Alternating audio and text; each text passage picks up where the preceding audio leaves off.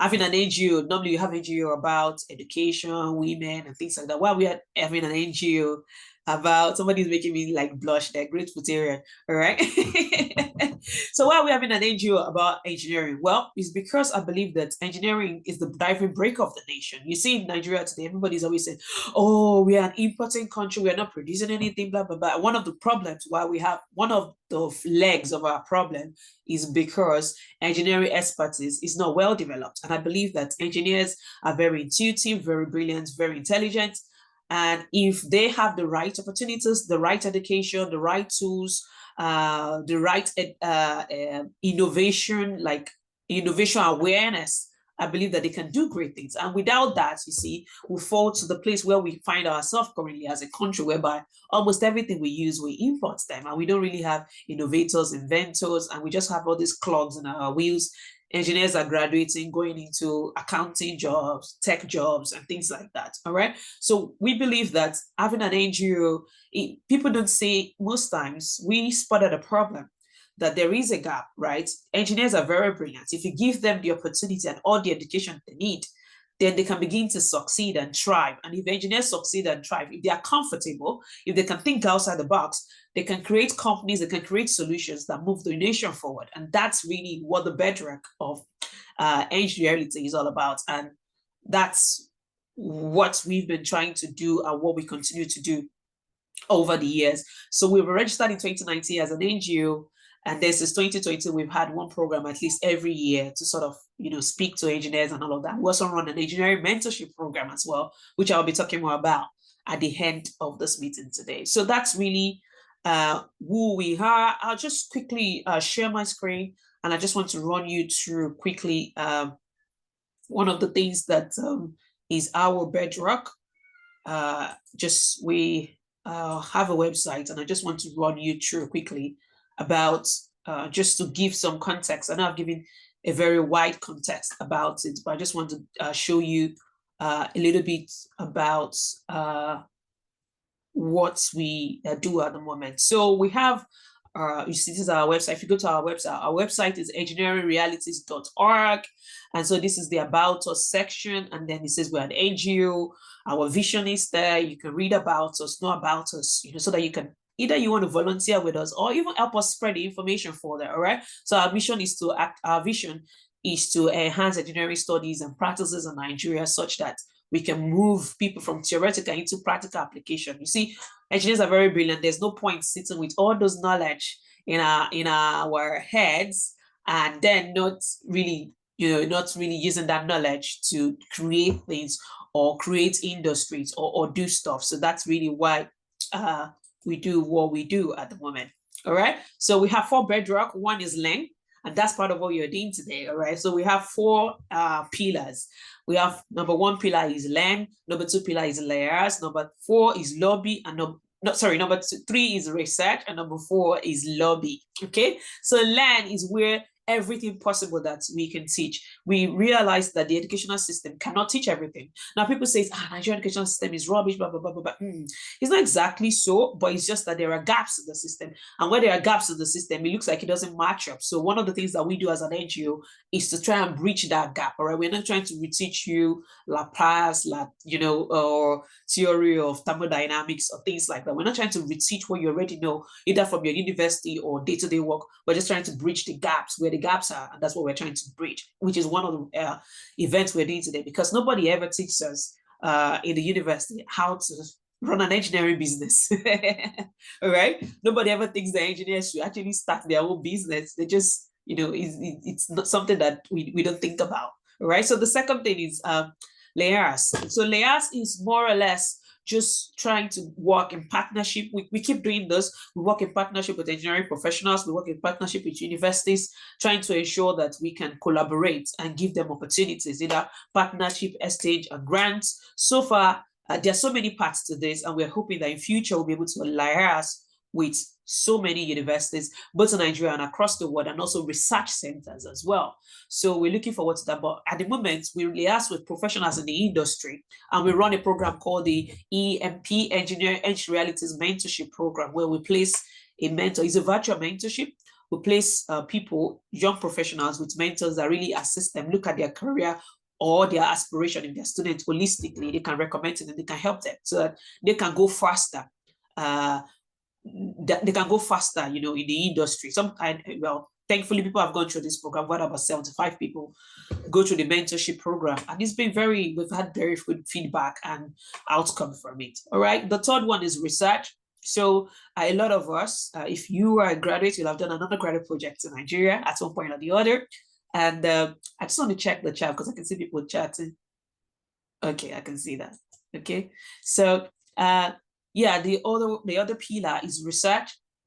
And our research, one of the things we aim to do is to sponsor relevant research. I think that's it. We do a lot of research in our universities in Nigeria, but sometimes they're not cutting edge or neither are they relevant research. So our aim as an organization is to continue to work with these universities to sponsor relevant research and cutting edge research, and we'll continue to do that. And also number 4, which is a big one, is to lobby governments to make engineering-friendly policies, because that's one of the areas in which Nigeria is lacking behind, right? If government comes on board to support engineers, to know what engineers need, I believe they can better serve the needs and create more jobs for the engineers and all of that. So our aim is to lobby the government and all of that. We currently have a white paper in development, and we are running a questionnaire at the moment. We're going to show you that at the end of this meeting, and our aim is to get 1,000 engineers to fill that. That questionnaire runs across just trying to run through what engineers do in Nigeria, where are they staying, and where are they located, not staying, where are they located, and how much they are being paid. And I'll tell you from the, I think so far we've had about 70 input into that research, so we still have a long way to go. That's about 930 people to fill it. But so far you can see the spread. You can see, you know, some people are being paid peanuts and all of that. Also, that sort of could reflect on why people don't want to practice engineering, or how there is no opportunity for them to even actually practice engineering. So that's one of the things we're looking to do. By the time we finish that, hopefully we can finish it by December this year and have the outcome. We're going to present it as a white paper to the government, which is going to be apolitical. So whether it is whatever party, ABC, X, Y, Z, we just want to present this information to them. If you're looking for information about engineering in Nigeria, you can come to our website, you can see it. And we want you to make informed decisions from that. We'll present it, try to present it to the 36 state government as well. Say, this is what engineers are handling in your state. Can you do something about it? What are you going to do about it? All right. So that's really sort of some of the things that we really do in a nutshell. So without much ado, today I'm going to stop sharing my screen in a moment, and I'm going to take you to the, no, I think I should still share. I'm going to take you to the event of the day. The event of the day is starting and sustaining an engineering business in Nigeria, all right? And that's very important because I believe that, you know, there are no jobs, That's the rhetoric that has been there. You can't blame people. People expect to come out of universities and get a job, all right? We don't spend that 4 years reading, cramming, whatever it is, writing exams, and then come out and they find out, oh, there is no jobs. It's very frustrating and very demoralizing as well, okay? And so, well, you know, we keep hoping that government after government, regardless of the party, we do better. But, you know, things doesn't seem to be changing fast, so to speak, all right? And you can see that as these things are not changing, you know, people are trying to switch career, go to a different pathway and find opportunities in different places, and nobody can blame them. But what about, you know, if engineers using the knowledge that they get from universities start engineering businesses themselves, all right? First of all, that eliminates the problem of coming out of uni not getting a job. Second, they now then become employers of labor. So it's sort of like we use a stone to kill two birds at the same time. So, and that's really where we are sort of owning it today. So we want to learn from people that have already done it, that have done this kind of thing. And sometimes we see big businesses. You know, one time on my LinkedIn, I put, I think it was Rolls Royce, and I said, we think that those names are just very nice sounding names, but it's actually two people's surname. One is Rose and one is Royce, I think. And it's two people's surname together that they just combined together. They started a business. And today, you know, when you mention Rolls Royce, everybody know who Rolls Royce, what Rolls Royce is, who or what it is. All right. So it's become, you know, not an household name, so to speak, but it's become a symbol of opulence, luxury cars as well. So I believe that's a vision that, you know, each and every one of us can aspire to be. We can do business with the knowledge that we have, because now you're even using that knowledge one-on-one yourself. And we want to hear from the people that have actually been able to do this, been there, done that, and they are still doing it, even as difficult as it is in a place like Nigeria. They are actually running something and running with their passion. So that's what we're going to do this afternoon. And I'm going to get off your screen shortly so that you can really listen to these people. I'm not running an engineering business, but I'm looking forward to hearing from them, learning from them at the same time. All right. So the first speaker we have this evening, which I'm going to be introducing him shortly. There's a lot about him actually, but you know, this is just what we could put on the screen for this session. And I want to encourage you, maybe get a pen or a paper or something to write, because this young man inspires me. I've sort of gone through his profile and I'm like, this is great, right? We want to learn from people, and we know that you're really going to learn brilliantly for him. So the first person this evening is Mr. Chibuna Ogbonna, all right? I'm just going to read his bio. Chibuna Ogbonna is a visionary leader and entrepreneur. He co-founded Kiru Energy Limited, a clean tech company on a mission to power a prosperous and self-sustaining Africa by making clean energy accessible, affordable, and functional for households and businesses. Chibuna Ogbonna holds a Bachelor of Engineering in Chemical Engineering from Federal University of Technology, Owerri, Futo, and is a certified energy transformation expert by the Renewable Academy in Berlin. Chibuna has been a part of numerous initiatives to promote clean energy in Africa, such as Lighting Up Nigeria Initiative, LUMI, Sustainable Energy Days, SED, and an annual event for adoption of sustainable energy technology in Africa. Ladies and gentlemen, please welcome with me this afternoon, Mr. Chibuna Ogbonna. Please, can you give him a round of applause on the chat? You're welcome, sir. You're welcome. You're welcome. Please come. Can I see your excitement in the chat before I pin him up? Did you hear that? Clean tech, electricity, like anybody that can do electricity in Nigeria, that's like entry into a massive zone. Please, can you, okay, I can see a lot of round of applause there. All right, so I'm going to pin him up shortly, Mr. Good. All right, okay, they're bringing it. Please bring it so that you can give us, we need this electricity that he's bringing to us. All right, bring it on. All right, that's great. So Mr. Chibuna, you're welcome. Good afternoon. This is Engrealities EEIA, and it is our starting and sustaining Nigerian business in Nigeria webinar. We are happy to have you on board, and the floor is yours, sir. Okay, great. So I'm actually joining with my phone. I don't know what's challenged my laptop, but you know, engineers always solve problems, right? We are born to solve problems. So I just go ahead right into it. Yes, thank you so much for the wonderful introduction, and I must applaud the great work you're doing here. You know, when I was in school, or before I even got into school, my inspiration for studying engineering was one of my cousins who studied electrical engineering, and he went to Futo as well. And when he got back from Futo, I seen with all these tough, you know, very funny calculations on his book. You know, it's always solving one long equation and the other. And I was interested and intrigued. At the end of the day, I saw him. He bought a car. He's married, and I was like, "Wow, that's the profession I need to pursue." You know, but he was a very huge inspiration. You know, and yeah, when I went to Futo as well, when I got to Futo, I started having a rethink around engineering. So basically, yeah, I studied chemical engineering. However, I found out that a lot of people who studied engineering came out of the university without jobs. You know, I still heard about stories of like my seniors, you know, who graduated like 5 years ago or 6 years ago, and they didn't have any secured job. You know, they were jumping from one work or the other. And it got me thinking that it's beyond just, it's not just about the engineering profession itself, but it's really about the mindset behind engineering practice itself in Nigeria. So it got me to think that, okay, if we are engineers, we are supposed to create, we are supposed to build things, we are supposed to, start ventures, that can create jobs and employ people, and also put in our own profession in the works. So what I started doing was I started researching about futuristic technologies around the energy sector. So I was really interested about the energy sector, primarily because of my knowledge about climate change. When I was in secondary school, my best subject was chemistry and geography.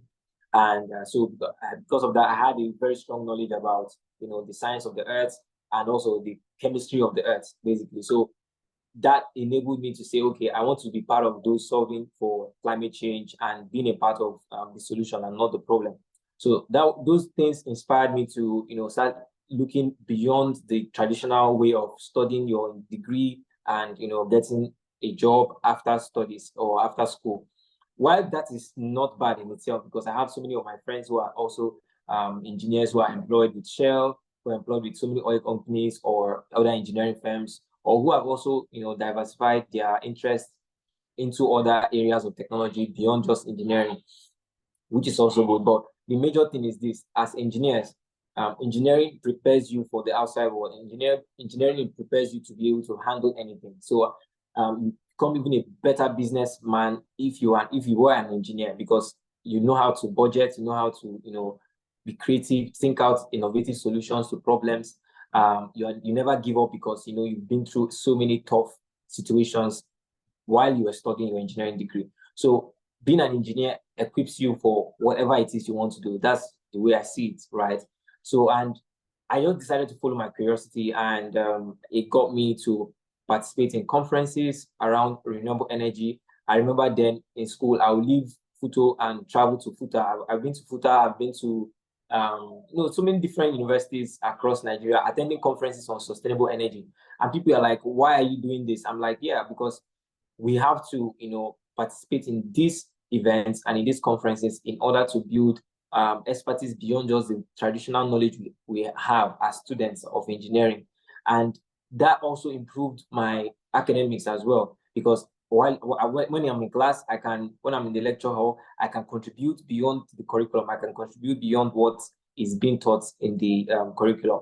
So that's been said. But today we are talking about, okay, how do you now transition from your engineering passion into building a sustainable business that creates jobs, that is profitable, that even that is impacting society at a great level. So and I also tell you the story of Kiru Energy. So while after attending all these conferences in my second year at Futo, I started reflecting and started asking myself questions like, okay, how do I transform this knowledge I have to something really tangible, something that can really start, making a contribution in Nigeria and in Africa and the world at large.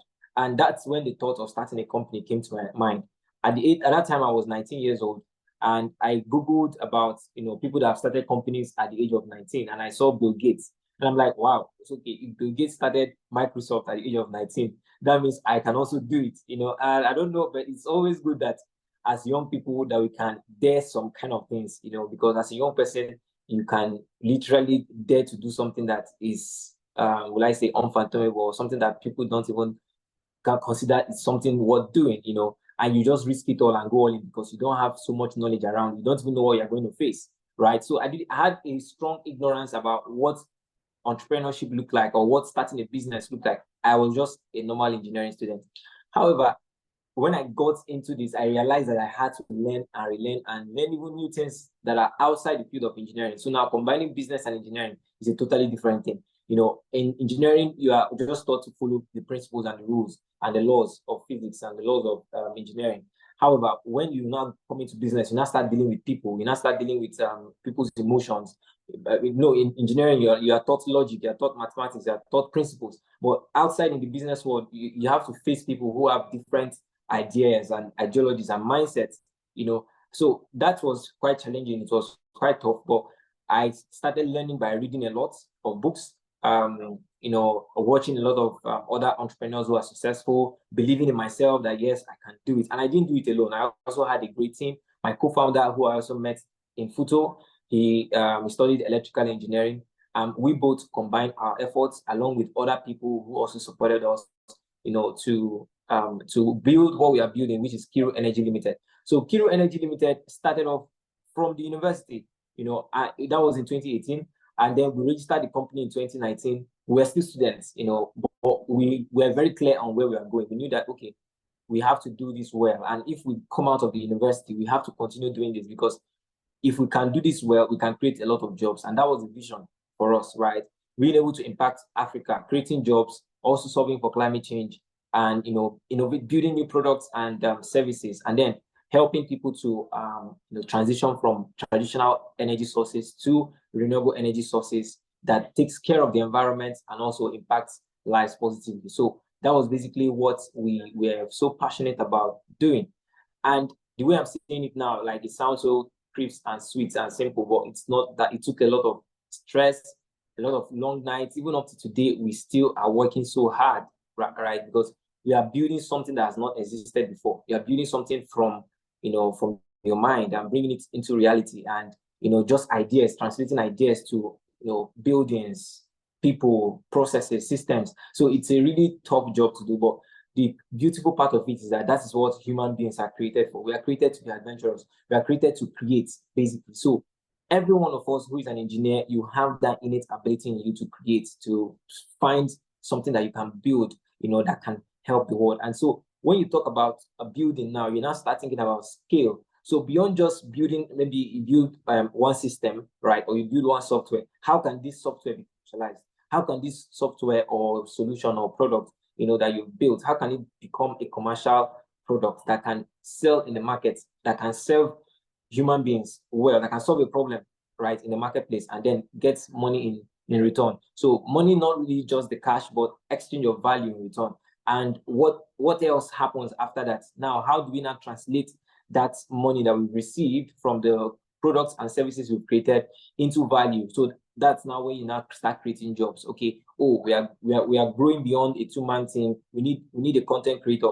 We need another engineer. You see, based on the fact that you are now growing, you are now creating room for more people to join your business or your initiative or your venture, right? And that's how jobs are created. So basically, entrepreneurs create jobs, not the government. The government creates an enabling environment which allows creativity and entrepreneurship and free enterprise to thrive. And when that happens, more jobs are created, right? So one of my friends, Mr. Fela Abui, who is also, well, he's not an engineer, but he said that if you are a very smart person, you shouldn't just get a job. You should try and start a business. That was what he said. He has a very successful, digital brand, and also so many companies, so many software companies, and also a secular company that produces shoes from plastic waste. And he's based in France right now, and also comes back to Nigeria once in a while. Also, whenever we catch up to talk, he's always telling me that if you're a smart person, try and start a business. Don't just be smart and just do the job. But yes, it's good to get a job. It's good to work in a corporate world. It's good to climb up the corporate ladder. I'm not saying that is not good. In fact, even as a company, right, that we are building, at the end of the day, the company is still going to become like a corporate organization that will still bring people in, where people will grow through the ranks and build their careers in that company. But what I'm saying is, if you are a smart person, if you believe that you can start something and build something, please go for it. Even if you're not successful at first, you will learn so many things. Can you hear me? I can see some people leaving the call. Can people hear me? Yes, I can hear you from here. Please, if you can hear him, can you put a thumbs up? Yeah, I can see some. Yes, I can hear you. Let me know if I'm making sense so that you are. That's how lives are. When we were on the other time, we had 42, now we had 36. Don't worry. That's how it is. Yeah. Okay, great. All right. So as I was saying, right, if you are a very smart person, you have to, start thinking of ways to create something. So you must not even start a company, you must not even start a business, but you can start an initiative. You can start something, just like we have Tolulope here, who started this initiative, and now it's, supporting so many people and giving me this platform to come and speak to you. I wouldn't have had this opportunity to speak to a lot of engineers and engineering students or engineers who are present on this call right now without this platform, right? So it's very, very important. We have such a limited time on Earth, And so this limited time we have, it's an opportunity for us to do something meaningful and something creative and something, that will benefit others, basically. Martin Luther King will say that the most urgent question for anyone is, what am I doing for others? Basically, the most urgent and persistent question is, what am I doing for others?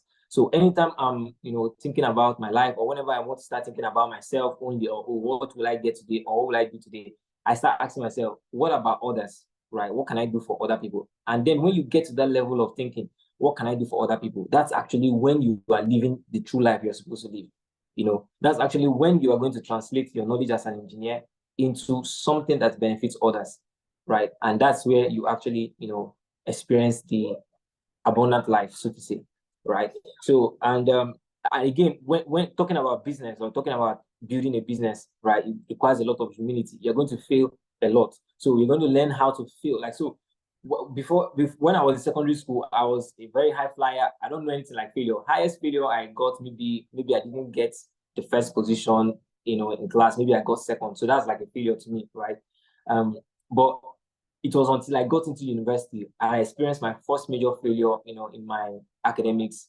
I was like, this is not me. And so, but all those things started teaching me that, see, you have to start embracing the real life, which is not like real life doesn't have, like, life has ups and downs, right? But it's how do you thrive? How do you manage the failures, and how do you manage the success as well? So, because another thing again I've learned from my journey is that success can also become like a trap for you. So because you've succeeded in something, then it becomes like a cap. It puts a cap on you. You can't see beyond that level of success. So you have to think beyond your level of success. And whenever you succeed at something, give yourself another challenge and push for more. Okay, because there's always a higher level. There's always more.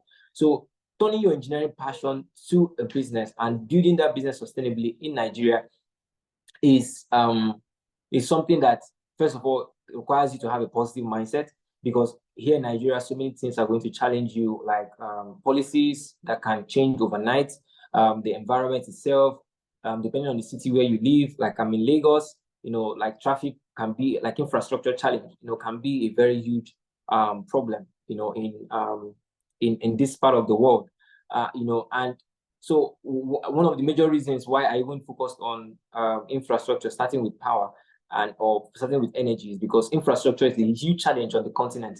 When you talk about connectivity, you talk about power, you talk about good roads, and also you talk about telecommunication and so many other things. It's a challenge, and we cannot build a continent that is sustainable or self-sustaining without the right infrastructure put in place. Okay, so anything at all you can do, whether you are a civil engineer or you're an electrical engineer, a materials engineer, just design engineer, whatever you are right now, start thinking about how you can add value to Nigeria, through your creative efforts. Yeah, and another thing I learned so far in my journey is that you need the huge dose of humility, because you will not know everything, and you need people around you who know even more than you. In fact, your goal as a leader, as a business leader, is to surround yourself with people who are way smarter than you, right? And then you just give them direction. So basically, what you need is clarity, know where you're going, right? Have that humble heart, to listen, to pay attention to your environment, to study what's happening around you, and also to let go of your own biases and prejudice and your own ego as well, because that can inhibit you from achieving a greater success. Yeah. So also the passion is very, very important, because without passion, you can actually stay on when times are very tough. Like in our business, we had times when revenues were kind of slow, the sales were not coming in as we wanted. While that was happening, you have like some bills yet to be paid. On the other side, you have like one system going bad, and then the customer is calling, and you have to go fix it immediately so that they don't have a bad experience working with you, right? So all those things can be happening simultaneously at the same time. How do you balance that? So you also require a very stable mindset, like a very stable emotional mindset. So you as a person have to work on your emotional well-being as well. And that will help you to overcome so many challenges that you face while trying to build, your engineering business and turn it into something that is sustainable. Yeah, so the passion is very, very important, like I said. And again, in Nigeria, another thing again in Nigeria is that there are so many people doing almost the same thing that you're doing, right? So if you like start something now, so many people are going to start copying, you know. But how do you distinguish yourself? How do you separate yourself from the pack, right? How do you separate yourself from what everyone else is doing? So that is where innovation comes in. So innovation is you're always thinking about new ways to do new things, you know, thinking about new ways to do things. You know, either it's improving your processes or your systems or creating new products and services or even doing better in your customer service. So these are areas that you can look into to distinguish yourself and be separate. Yeah. Another thing again is constantly thinking of new ways, you know, to create solutions. So looking at new possibilities in technology, like, you know, I don't start calling, but you know, AI now is the major thing that is happening. But something that might be greater than AI can come tomorrow or next tomorrow. We live in a very volatile world right now. So, but how do you prepare yourself for all these disruptions? How do you position your company and yourself, you know, to be able to innovate constantly despite all the changes that are happening as fast as possible? So this is how you can, you know, build an engineering business in Nigeria. And yeah, you need a team. You need a very competent and diversified team, people who have different skill sets, who can join you on this journey, you know, and who also understand the vision of what you want to achieve and are also with you, right? And you have to have another strong dose of persistence and resilience because, like I said, challenges are going to come. So you have to be very, very persistent and resilient when challenges come. And with that, I would say thank you very much for having me. I hope you have gained some value from this session. Thank you very much. Thank you so much, Mr. Chibuna. Thank you so much. That's been great. I was making some points as you were speaking there because we keep learning every day. You know, we keep learning every day. Thank you so much. That was really, really, really great and useful. And because I found out that, you know, we can all complain from today to tomorrow about Nigeria. Nobody likes the way things are and all of that. But, well, some people are making things work. So we better learn till we can all jackpot or jackpot, you know, jackpot, even to jackpot, you get. So we all need to learn how to make things. And I really am grateful for some of the things that you really mentioned there about you know, innovation, passion, finding a new way, new solutions, and the fact that you need a team. Because I feel like some of these things are not the YDX. And that's where we have challenges as engineers, right? If you give an engineer a calculation, you know, they will do it, they will dust it like that. You know, just just give it to them, they will dust it. But you know, it's the real life that is the issue. Managing people, being a team player, right? Not, you can't do it all by yourself. You have to have HR. What's engineering's business with HR? You know, you have to have all of these things, manage people, motivate them, and all of that. So I think that that's really, and also one of the things I said that was really crucial for me also was when you said success can become a cap.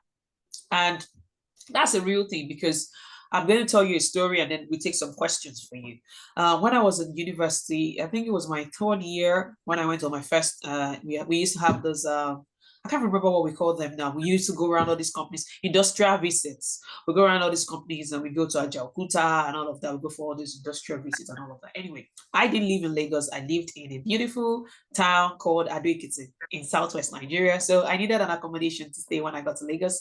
And I was staying with my cousin who was working in Shell at that time. And so it was like, oh, good to see you and all of that. And then the next thing he said to me is that, oh, what do you plan to do after school? I'm like, yeah, maybe I want to do a master's. I'm not sure. Maybe, you know, just running around. And I was like, that, well, I just want to say that no matter, make sure that you stick to what you want to do. And, you know, I was like, what do you mean? He said, well, he got into, and this is, you know, sometimes it's the opposite. We talk about people not finding jobs, but sometimes it's also the opposite about people finding jobs and then they are stuck. They never truly chase their passion. And that was his case. So he came out, got a job in Shell Chevron, which is not bad. But he said that he feels like he's not being able to, that's not really what I want to do. But the money is good, it's successful. You can't, in a place where people are looking for a job, you can't even open your mouth and tell your family that, you you know what, I want to go and experiment. I don't want to do this show. They're like, they'll be like, which village people are really your case? Which of them? You get, so it was actually, you know, it was saying to me that think about it, think about what you want to do after school and do it quickly. Don't get stuck. Don't get stuck. Don't get you know, he was very passionate about it. And that was strange because, you know, I was aspiring that this person was a shell, you know, let me just do the same thing he did and all of that. But he actually said that to me, and you know, it went to the back of my mind. I noted it, but I never knew I was going to need it. All right. I never knew I was going to need it. So, you know, by that time, then that was like year 3, I did year 4, year 5. And then it was time for me to do NYC. And then I did my NYC. For some reason, the NYC is National Youth Service. And there's this, what did they call them again? Maybe the LO or the NYC officer, you know. I did it in Onitsha. She really liked me. So one day she called me and she said, oh, I want to give you this number. Go to this bank. And when you get to this bank, this is what you should do. CLO, thank you very much. It's my CLO. That's the CLO. So like, get to this bank, and when you get to the bank, give them this. I didn't even know what was going on. So apparently they had come from, I can't remember what bank, was it UBA or Zenith? And they had come to her to say, oh, can you give us some, we need some corpers that we will retain after the service year. Can you give us some names? So apparently she had put my name forward even without even asking me. So I then got there, and then I realized what was going on. I was like, oh, okay, fine. Would you like, this is the salary and all of that to work in the bank. It was so tempting. But then I remember what that guy said, you know, and I knew that, you know, it was so tempting. I called my parents, they're like, what do you want to do? Is good, you know, and all of that. This is me. What people are looking for, I was being offered on a plate of gold, you know, and it took me, and I just said, and I needed to make a decision like within a day. So I just said no. Anyway, I still had to go for the interview. And then when I walked up to the guy that was there, and he was like, oh, and I was like, thank you very much. I don't think I want it. Then I was like, why don't you want it? And I was like, I already have plans for after school, and being in banking is not one of them. And he was like, but this is a good one. You can leave the banking later on and go into the job that you have planned. And I'm like, no, I don't think so. You get, and he looked at me, and then he shook my hand and said, you made a good decision. And then I left. And so that's why, you know, success can become a capsule. If I had taken that job, I'll have gone on a different trajectory than I went today. All right. So, and that's just because sometimes, you know, some people can't really, when you see people are looking for a job, okay, yeah, but the problem is when it comes to this idea of jobs and all of that, of passion, especially because the reason why we all study engineering is different. You know, we are inspired by different things. I wanted hands-on, practical, you know, creating things, innovation. Like I have maybe like 20 patents to my name, you know. That was all my idea going into uni. We're yet to have one. Maybe I need to come to Kiro, you know, having all of these things and all of that. So yeah, so I just like what you said, that success can also become a path. So this session is not just for people looking for jobs, it's also for people that are looking, you know, what is the next big thing I need to do as well. So thank you very much. So before we go to Mr. Dozier, I think the next thing is just, if you want to ask a question, you can raise your hand or put it in the chat. Let's know, please, let's know. Let's know your questions. You can type it in the chat. And let me see what stood out for you. Also, while we're typing out in the chat, let me know what stood out for you in that session. Let me know what stood out for you as well. Okay, let me know what stood out for you. We're still going to ask, you know, that's why I want us to ask questions. You know, how did you do it? How did you get your first investment or something? We're going to ask questions, but I just want to, okay, I'm waiting. If you want to unmute yourself, please, you can just raise your hand and let me know. So yeah, I can see somebody saying yeah. Somebody said, all right, okay, I like that. Okay, more questions. We take it all together. All right, more questions. If you can just clarify your question, Michael, electrical engineer, how do I start what? Because electrical, you can start like 100 different things. How do I start what? So do you want to clarify what, or how do I know what to start? If that's the question. So maybe just refine that a bit. I can see Shagun Ajala raising his hand. So please, Michael, if you refine that question a bit, just refine it a bit for me. All right. Okay. Shagun Ajala, thank you. Please unmute yourself and ask your question, please. Thank you very much. Oh, can you hear me? Yes. Yeah, thank you very much for the privilege. I'm really this is an eyes opener section. I really did a lot. I want to ask a simple question. It is good. What inspired me to join to be an engineer is I love it, a lot of practical. I love something to be real. Yeah. I don't want a theory. I want those things I can actually do myself and be able to, yes, this is the person that invents this with my idea or was. Yeah. Now the challenge we have mostly in Nigeria is how to implement this. You might have an idea. Now the research, we need you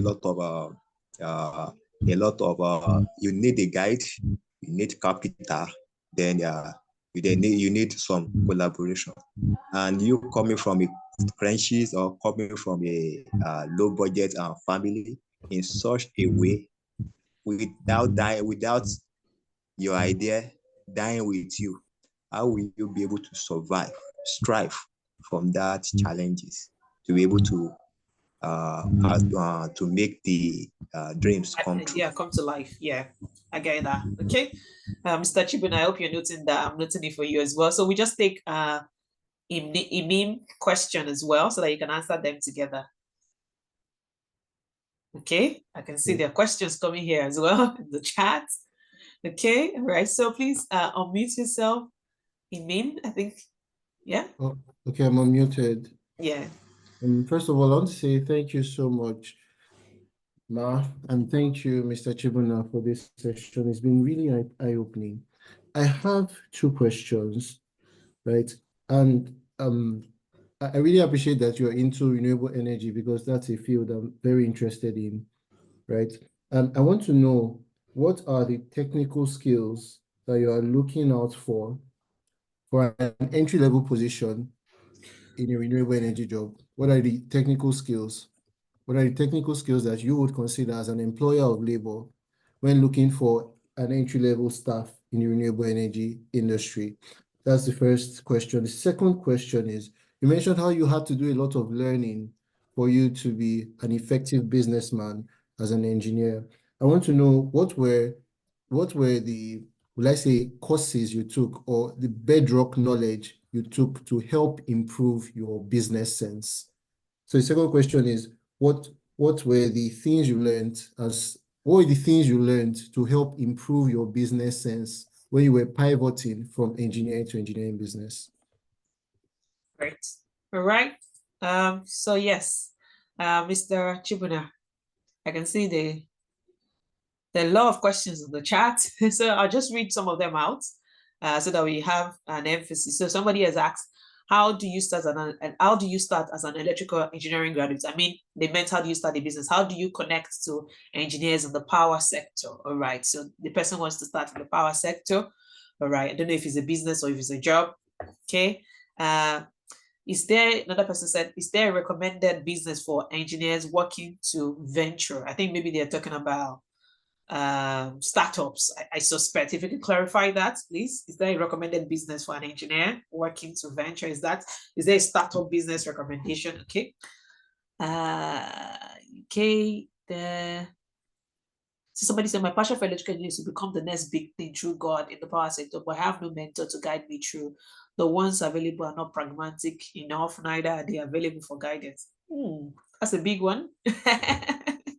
That's a big one. So I love to ask if there's any plans Engrealities for pre-NYC. Okay, all right. So first of all, the rule of the house.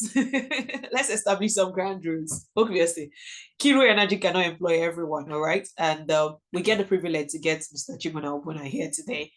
He's not the only one that makes decision at Engrealities, all right? So everything about Engrealities, just put it on one side, okay? So that I don't want him pressured, all right? I know how these things can be, all right? There will be a process, obviously. It's not a one-man company, and that's why we are encouraging you to start a company, all right? It's not a one-man thing. It's not a decision you can make on the spot and things like that. So please, let's not pressure him. I think I like the question more about if you were employing, which somebody had already asked, what are the technical skills you're looking for, right? And then if I were you, if I hear his answers to that, I will start following Kiro Energy on LinkedIn and see when they are employing, all right? I will add Mr. Ogona in my network. Now, I won't be messaging him about a job, but I'll be following him and see everything he's doing, right? Because if you keep messaging him, maybe 1,000 people are messaging him, and you might be a nuisance, all right? So ground rules, that helps. Anyway, one of the things I'm going to say also, somebody has talked about mentoring there, is how to approach people. Sometimes people think people are not approachable, but people are actually hard, but maybe it's the way we sort of approach them or where we're looking for them. I have, for one, I've been approachable. I can't count how many people I've actually reached out to me to LinkedIn, and I myself have reached out to, all right? So there is a process to this kind of relationship, but sometimes people just say, hello, I need a job. I'm not going to answer. All right. Okay. So, yeah. Somebody said, what are your startup business recommendations? Okay. So Mr. Ogwena, answer what you can. All right. We still have a second session for Mr. Desir. I know you've seen the questions as well. So answer what you can. Let me give you like 5 minutes to answer what you can. Thank you, sir. Okay. Can you hear me? Yes, we can. Thank you everyone for all the questions. Very brilliant questions. Apart from the guy asking me for a job. Thank you still for the courage to actually pitch me right now. Yeah, at the moment we are currently hiring, so we are looking for an electrical engineer, solar PV systems at the moment. So the opportunity is still open, and the application will close by June 30th. That's next week. So I will advise you to check that out. Maybe good luck. Maybe you could be the one. I don't know, because I'm not the one actually vetting who is going to join, right? I'm not the one vetting. Yeah, but definitely maybe your CV will come to my desk. Yeah, but that's by the way. Okay, let me start with the first question, which is on fundraising. Okay, so I started my own journey. I started that time in school with my pocket money. I had like 5K I had 5K with me that I was not using. And I used that 5K to invest in creating a brand, right? For the first, before Kiro Energy. So we had a company before Kiro Energy. So Kiro Energy is like a rebranded version of that old company, okay? So that first company is still like the bedrock, it's still like the foundation, because without that one, we couldn't have been where we are right now, okay? So I started with my own personal funding. However, along the way, we were able to attract grants as students, okay? And from there, we now started, attracting our own revenues. Like we started now making money, like our business now started making money. But it took us like, we started 2018, 2019, 2020. It took us over 4 years to start making our own money. Can you believe that? It took us over 4 years of consistency to start making our money. So the resources are not the major things for you to worry about. The major thing for you to worry about is how do I have like an idea that is sustainable? Do I have a business case with this idea that I have? Right? Can this business make money on its own? So, in fact, if I were to go back 4 years ago, we would have started doing some of the actions we were doing to start making our own money without waiting for grants or without waiting for handouts. Do you understand? So that's what I will advise. So first of all, start something, and along the way, you will figure it out. That's what I have to say on that. Yeah, because there are so many opportunities looking for brilliant ideas. You might not believe what I'm saying, but I'm telling you the truth. There are so many opportunities looking for brilliant ideas. Just yesterday, I got an email. An organization is looking for companies to give about $3.5 million in equity investment. And I'm like, wait. And they reached out to us, and I'm like, okay, well, the money is good, but in our fundraising objective, $3.5 million is too much now. So we can't absorb it now. So I had to let it pass. Are you saying? So there was a time when we couldn't even get that kind of email. But now we're getting such emails, right? Investors are now the ones reaching out to us. You get what I'm trying to say? So it takes some years, years. You have to put in the work, and you figure it out along the way. And then for the technical skills for entry level, so it depends on the entry level role, exactly. But for an engineer, there are also different engineering roles, basically. So for us as a renewable energy company, basically we provide power solutions. Okay, so one of the basic requirements would be have your engineering degree, any degree at all, but at least an electrical engineering degree would be great for some of the roles we are hiring. And then have good communication skills, good presentation skills, know your Microsoft Word and Excel and all those basic, software tools, right? And again, have a good knowledge of the industry itself, like a general knowledge of the industry. So really understand where the industry is, where it's going, the future prospects of the industry, like just be well-rounded, right? And then be a creative thinker, be someone that can come up with solutions. So creative thinking. And then emotional intelligence, very important. So it's not just all about technical skills, but you also have soft skills that are often overlooked, right? So emotional intelligence, being able to work in a team. Are you a team player? Can you work in a team? Are you a one-man person? And if you are a one-man person, can you adapt yourself to become like a team player? So those are some of the things that you need to look out for. Another thing again is being able to take personal initiative, like the skill of taking initiative on your own. You don't have to be told, okay, do this, do that, do this, or be directed to do everything. But on your own, you can come up with solutions and say, okay, let's do it this way. And you actually go ahead, take charge, and do things. So leadership is also a very important skill that I will advise. So if you are in school now, I would advise that you take up leadership roles, you start initiative, you start projects, you volunteer, because these are all the things I did while I was in school that generally formed who I am today. Okay. And also it builds a network. So for the person who's asking, who is saying, okay, what courses did you take that improve your business sense? So I read a lot of books. So read a lot of business books. There are so many business people in the world, both in Nigeria and across the world. Read books and read them. Watch educative movies. So I watch movies that add a knowledge to my life. Like I watch business movies basically, right? And it's not just about engineering. You have to understand the law of business or business law. You have to understand procurement, finance. Oh my God, like business is where you learn the most because you have to know every single thing, like every single thing.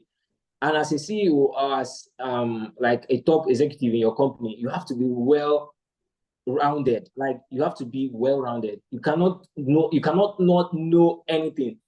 I don't know how to put it this way, but you cannot be ignorant. Like ignorance is not an excuse, basically. So you have to really know every single thing around you. And how do you do that? You do a lot of reading yourself. You attend conferences. You listen to other people. You ask questions. That's how you learn. Okay. And then you watch other people who are very good at what they do. Another thing that has helped me is that I have mentors who are doing way, way more than what we are. Like we are just crawling. We're just like babies where they are. Do you understand? Where we are right now at KU Energy, we're like babies where my mentors are. So because I see these guys doing amazing stuff, I'm motivated. Like I know that, okay, it's possible for me to do this because I can see them doing it and achieving it. Okay. And then how do you not get close to those people? You get close to them. I'm now addressing the question of mentorship. The mentors will not come and find you because they are so busy with their own work. They will not come and find you. So you have to be the one who will reach out to them and give value. So value recognizes value. And one of the ways to actually become a person of value is by starting your own initiatives and actually like pulling your own weight. When you pull your own weight, you are going to attract people who will say, okay, let me help. I don't know if you might not even need to reach out to them. Most of my mentors today, okay, well, I reached out to them and I met them maybe at an event or so, but they saw the consistency of what I was doing. They knew, okay, this guy is serious, and whenever I reach out to say, please help me with this, they are very eager to. And also, it's not all about, please give me. Most times I'm the one saying, okay, sir, I sent you this, or I do this, I give them something, I send gifts to them on their special days, I send notes to them, I remind them of things that I'm working on, I send them reports of like things I'm working on, just keep them updated. I'm not always saying, give me. Then when you really run into huge trouble, let's say in business, because this year, there was a very big trouble we entered into as a business this year, and it was one of our mentors that actually helped us to come out of that challenge. But had it been I didn't have access to him, it would have been very tough for us to navigate that space. We also have mentors who have recommended opportunities to us, mentors who have connected us to funders, so many things, right? So number one, it's pull your own weight. Number two, learn to build quality relationships. So because I see one of the things that one of the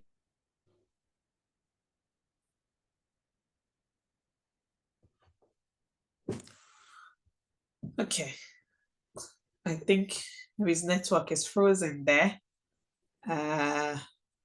Okay, hopefully we can get him back again. There's still going to be, I have 2 or 3 questions for him at the end of the session as well.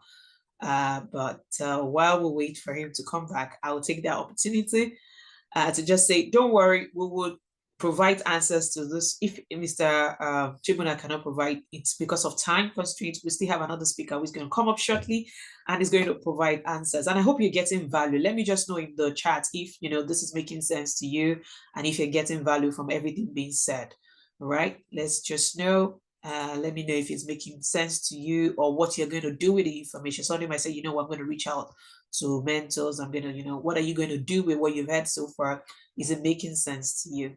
Why I then proceed to sort of start to share my screen so that I can introduce our next speaker. So let me know.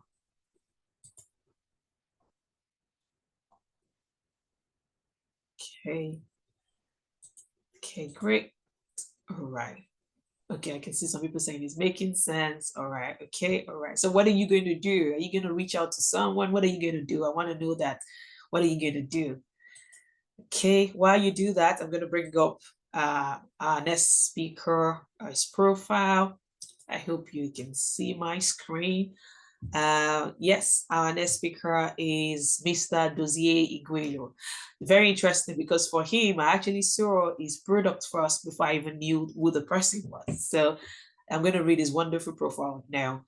So Mr. Dozier Iguelo is an innovator passionate about solar energy, electronics, and circular economy. He is the founder and CEO of Quad Loop, a Lagos-based electronic manufacturing startup company, turning e-waste into solar-powered lantern. The solar-powered lantern used by small businesses to stay productive if there are power outages. Quad Loop partnership product is Idunu portable lantern made from 70% e-waste material and has been recognized both locally and international media. Quad Loop also offer hardware devices, solar-powered lamps, and gas monitoring systems. Dozier Iguelo studied economics at the University of Ibadan. He was also an IFAIR 2023 fellow and won a number of awards for his innovation. All right, great. And I was quite surprised when I found out that he actually studied economics. But there's a story behind that. But this is a man doing great things in the engineering space, and I know that today we're going to learn quite a number of things from him. Like I said, I saw the Idunu lamp first before I even knew who the person was. And I thought that was such a great idea because if you are from any part of Nigeria where there are a lot of small businesses, you know that power is a challenge, just like Mr. Chibuna was saying. So Mr. Dozier Iguelo, you're welcome. We're happy to have you on board and the floor is yours, sir. Thank you very much, Tululope. Thank you so much for having me. I've been listening to Mr. Chibuna, which is a colleague of mine. And interestingly, I picked out some few things, but yeah. Well, good evening, everyone. My name is Dozier Iguelo. I'm the founder of Quad Loop. Like Tululope mentioned, I didn't study engineering. I studied economics education. I'm from a family of educationists. Like my mom was a teacher before she became an headmistress and she retired. My aunt was a teacher. My mom's dad was a headmaster. My elder sister is still a teacher right now. Then I don't know, I just found myself with among teachers. But yeah, but I decided to do what's called engineering while I was looking for admission, but I didn't get that.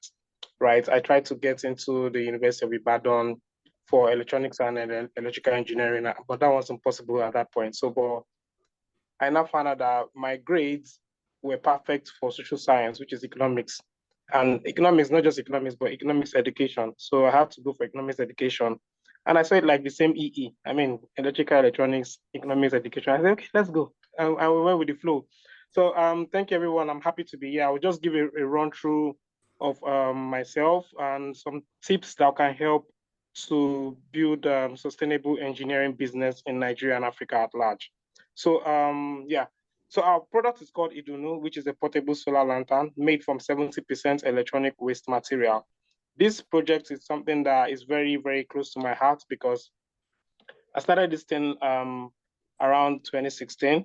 Back then, I was a telecom field engineer. After I left NYSC, I was fortunate to join a team of telecom field engineers. So our task was to install 3 kVA, 6 kVA, 9 kVA solar hybrid system in the telecom base station. So that exposed me to a lot of traveling, going to places like Kaduna, as far as Kabanchan, going to some other extreme points of Ogun State, like Iwekoro, like, just down side where you have Dangote refineries and the rest.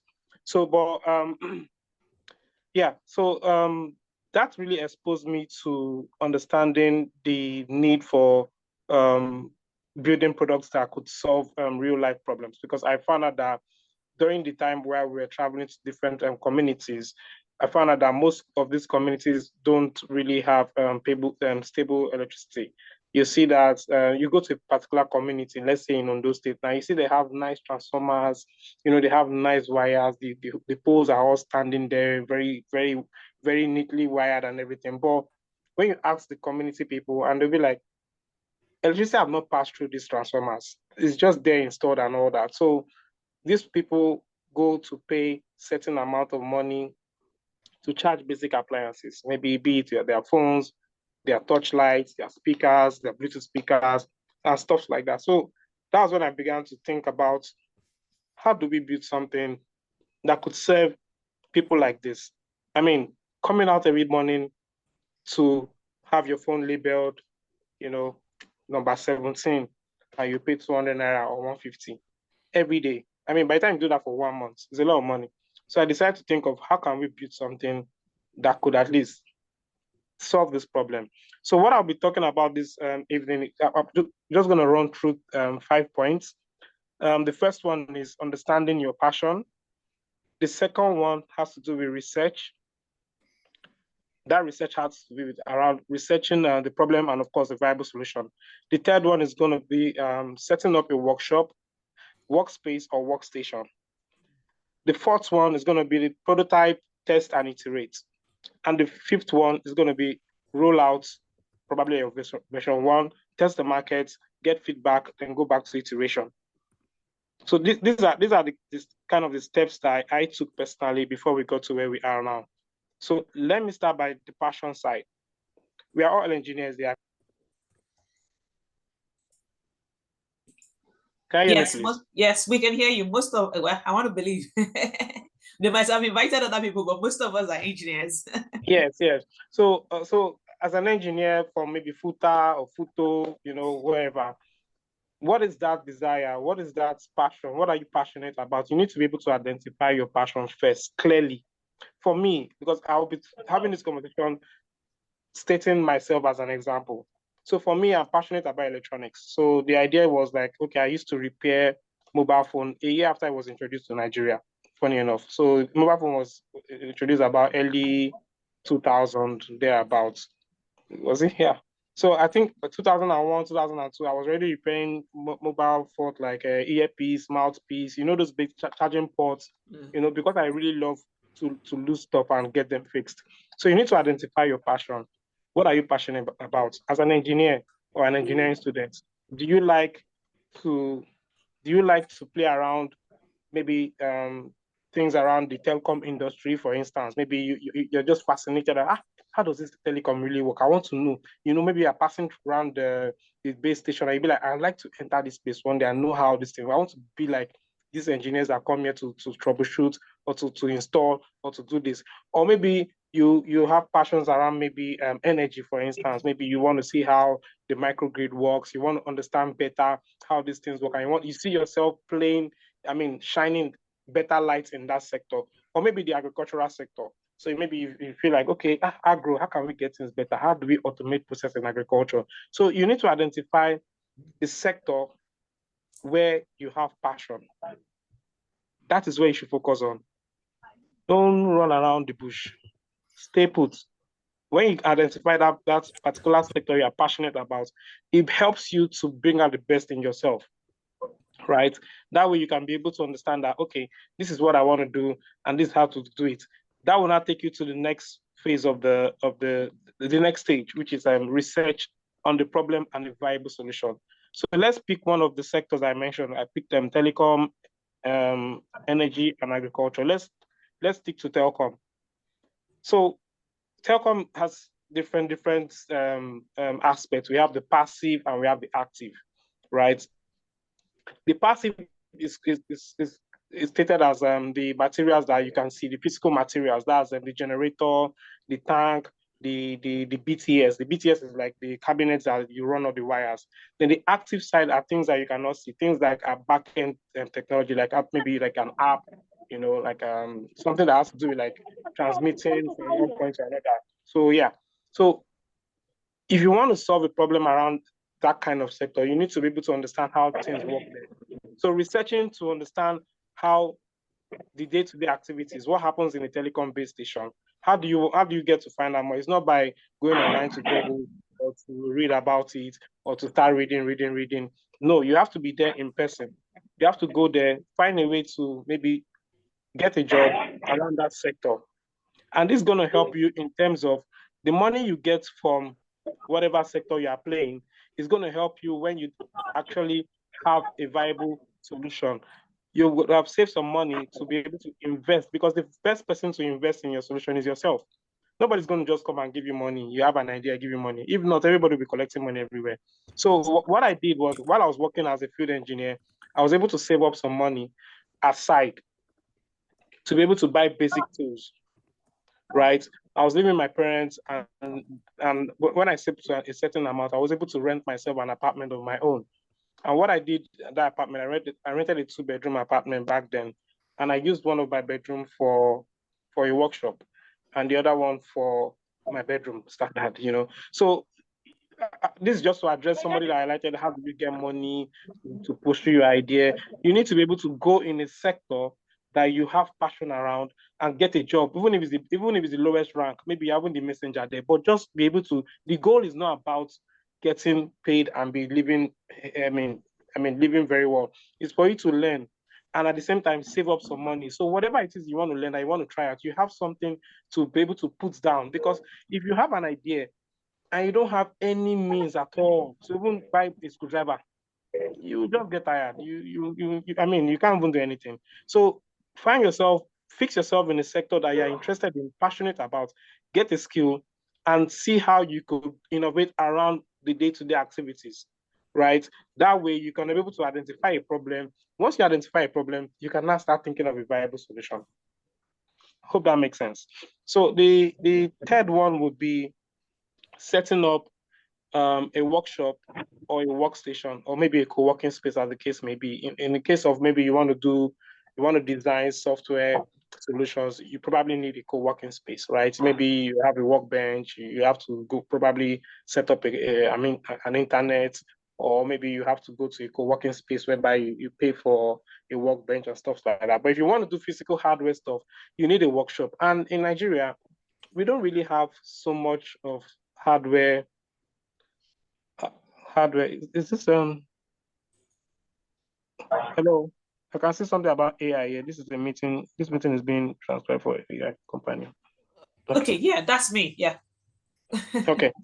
Yeah. So can I continue? Yes. Yes, please. Yeah. So in a case whereby you're solving hardware, physical products, you need a workbench. You need to have a table centered somewhere that you have your gadgets, you have your soldering iron, you have your multimeter, you have your workstation, you have all those things that you know that, yes, I'm playing around this field of hardware. I need these basic things on ground, right? So when you have those things set up, that's when you start researching, trying out things, testing. For me, like I said, I had a 2-bedroom apartment. I used one of my rooms for my workshop. And usually when I find time to do more of my research work is at night from like 8 p.m. after I've had something to eat. I'll just walk into that other room and I'll be there all through to maybe like 4 a.m. or 3 a.m. doing research. I did that for months, like a long time, you know, testing, researching, reading. And then I was using a very, very funny damaged phone. Like the phone wasn't, it wasn't really high tech like the phone I'm using now. Then the phone was like halfway paralyzed, because I wasn't having so much, but I can still, but I used that phone if I want to read something, I have to turn it the other way. So it's, you know, it's very difficult. But I will tell you that I did a lot of research, that I had like up to 4 big books that I did different research work and different products. The ones that will not even try to roll out, say, highlighting different solutions, different problems, because of the fact that I was studious and I had a space whereby I can test things, I can research, and I mean, put down things that I've researched about. So the fourth one would be prototype, test, and iterate. So yeah, let me go back to the last one. If you want to do hardware in Nigeria, the good thing is that now we have some workstations that accommodate hardware engineers. If you guys can look up places like Innovate Hub, look it up. You can check their website, Innovate Hub. So they usually do this program called IFAIR. So IFAIR I was one of the IFAIR participants for 2022.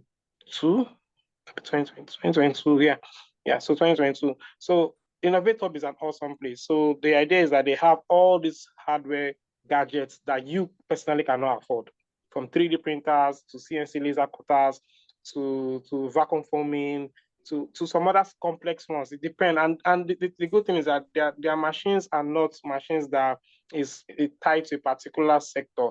It works around all sectors, from health to e-mobility to agri to what's it called, real estate and the like. So as an entrepreneur or an innovator coming to Innovate Hub in Abuja, you should be able to come out with something tangible, except you don't know what you're doing. But the only thing I would advise is that if you're going there, either maybe you're applying for one of their programs, because they usually have openings.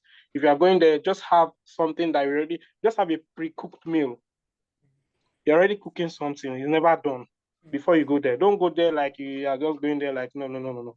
It can't work, right? So these are the things that I like you to take. So the first one is prototype, test, and iterate. So for us, we did a lot of prototyping. The first version of our solar lantern was tested in some hospitals around Mowe for access. And the reason why we did that was that at that time, Mowe Bafo was declared a blackout zone. What I did, I used to stay in Ikorodu back then. I carried like 10 lanterns and my backpack, and I boarded the bus, heading straight to Mowe. When I got to Mowe, I saw that Mowe is like 2 sides. On the express road, there's left side, there's right side. I was like, where do I now go to? And I stopped one bike man and I said, hello, please, sir, where do we have more hospitals? Is it on this side of the road or this other side? The guy was like, I need to cross to the other side. I was like, okay, then. So I went to the other side and I spoke to another bike man. Please, can you take me to like 3 or 4 hospitals, like a charter ride? You take me there, you wait for me outside while I go in there to sell this product. You know, and the guy was like, okay, no problem. So we went to the first hospital, you know, and I walked in there and I asked the reception, like, hello, please, can I see the doctor? And she was like, the doctor is not around. I was like, okay, no problem. He said, please, who are you? I said, I want to show him a product that might interest him. And she said, he's not around. Now, as I was leaving, she called me back. Okay, I can come back.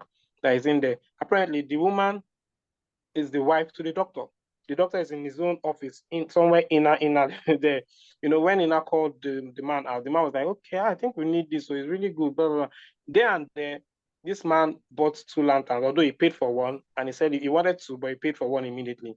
So I was moving with the lanterns, I was moving with hammer, I was moving with all these nails and all this pin that you can use to route wires. I had everything in my backpack. So when I got there, immediately he paid, installed the panel. It was a small panel at that point. I think we were using about 6 watts solar panel then. So I installed the panel, I routed the wire, you know, just positioned the 2 lamps in his reception there. And that was how I started selling. I started testing the market. So I sold, out of those 10 lanterns, that same evening, I sold about 5 or 6 of them. By the time I visited like 4 or 5 hospitals, and I was heading back home, I was really, really excited. Like, okay, this is really, really viable. People can put down their money for this, and this is a headway. We need to get better. So I need to get better. So I went back to the drawing board and we started iterating on how what we have today, which is called the Dunu Solar Lantern, which is actually an awesome product. It took about 4 or 5 years of iteration and design thinking that brought us here. So so still on prototyping, you have to have a version. You have to come up with something tangible and you test it. How do you test it? You don't give it to your family or friend. You don't, because they cannot tell you the raw truth. Give it to people that a clear need, people that have a need for this product, the need for this solution. Have them pay. If they can pay you for it, bro, there's a headway. Have them pay for this thing. So when they pay, you don't end there. Like what Chibuna said. I mean, I had to write that down. He said when you succeed on something, don't stop. Right? Push on. Don't just cap yourself there like, hey, I've achieved it. No. So what we did that when we got that first payment, and we started developing on that same lantern, but we knew that this is not really top notch. This is not where we want to be. We continue to iterate and design, getting feedback from the customers, getting feedback from the users. It allows us to iterate severally until we found ourselves in Innovate Hub. So we went to Innovate Hub more like ready to develop on what is already existing. We didn't go there like, we don't know what to do. Innovator, we want to start something. No. So that's why you need to do a lot of research. You need to do a lot of prototyping. You need a lot of testing. Right now in Lagos, there are some hubs that you could use that are already setting up, aside from the regular co-working spaces that you find everywhere. There are some hubs like CC Hub that have a hardware section. There are some hubs like GE Garage. I don't think they really exist anymore, but back then I was part of the alumni for the Lagos GE Garage, somewhere around VI then. So that was my first hand experience with 3D printing and all those other basic additive manufacturing machines, right? So yeah, my point is you need to be able to find access to places whereby you can learn more, build a community, join some hackathons. So let me speak a little bit about hackathon actually. I'm sorry, I'm just trying to digress because there's a lot of things here and there. So hackathon is more like whereby people come together to solve a particular challenge. Let's say the Lagos state government are having issues with security and they want young innovators to come around from different works, from different universities, from different parts of Nigeria to come to a particular hub to now solve problems around this insecurity. You guys will be put into groups. You guys will brainstorm. You will have to work with people you don't know before. But the way you guys will form, like it's just like forming Voltron. You guys will come up with this is the skill set I have. This is my background. This is what I know about. This is what I do best. And everybody knows this is what they are good about.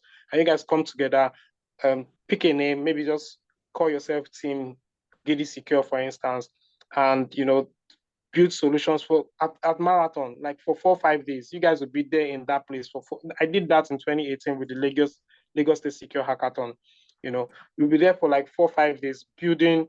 Then at the 5th day, you guys can do a small demo and maybe you can win first prize, second prize, third prize. But things like that really help to build you, because from there you can see a team member or you can see somebody in your team that can end up being, you guys will form alliance together and build a company. I remember when Mrs. Tolu Lopez said something about Rolls Royce, 2 different names, Rolls and Royce. From there, you guys can come together and build something. So you need to go out more. You need to engage in the ecosystem. You need to find what you need to do. You need to find your passion. You need to push in the areas where you need to push what you need to do. Don't just say maybe because you don't have resources. You need to start from somewhere. The first expo is by getting a job around the sector that you have flair for.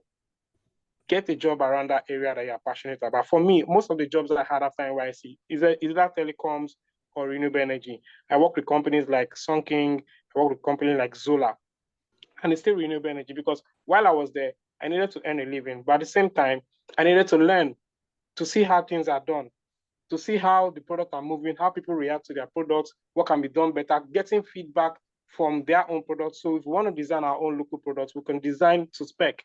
One of the problems we are having today in Nigeria is that most of the products on ground are being imported from China.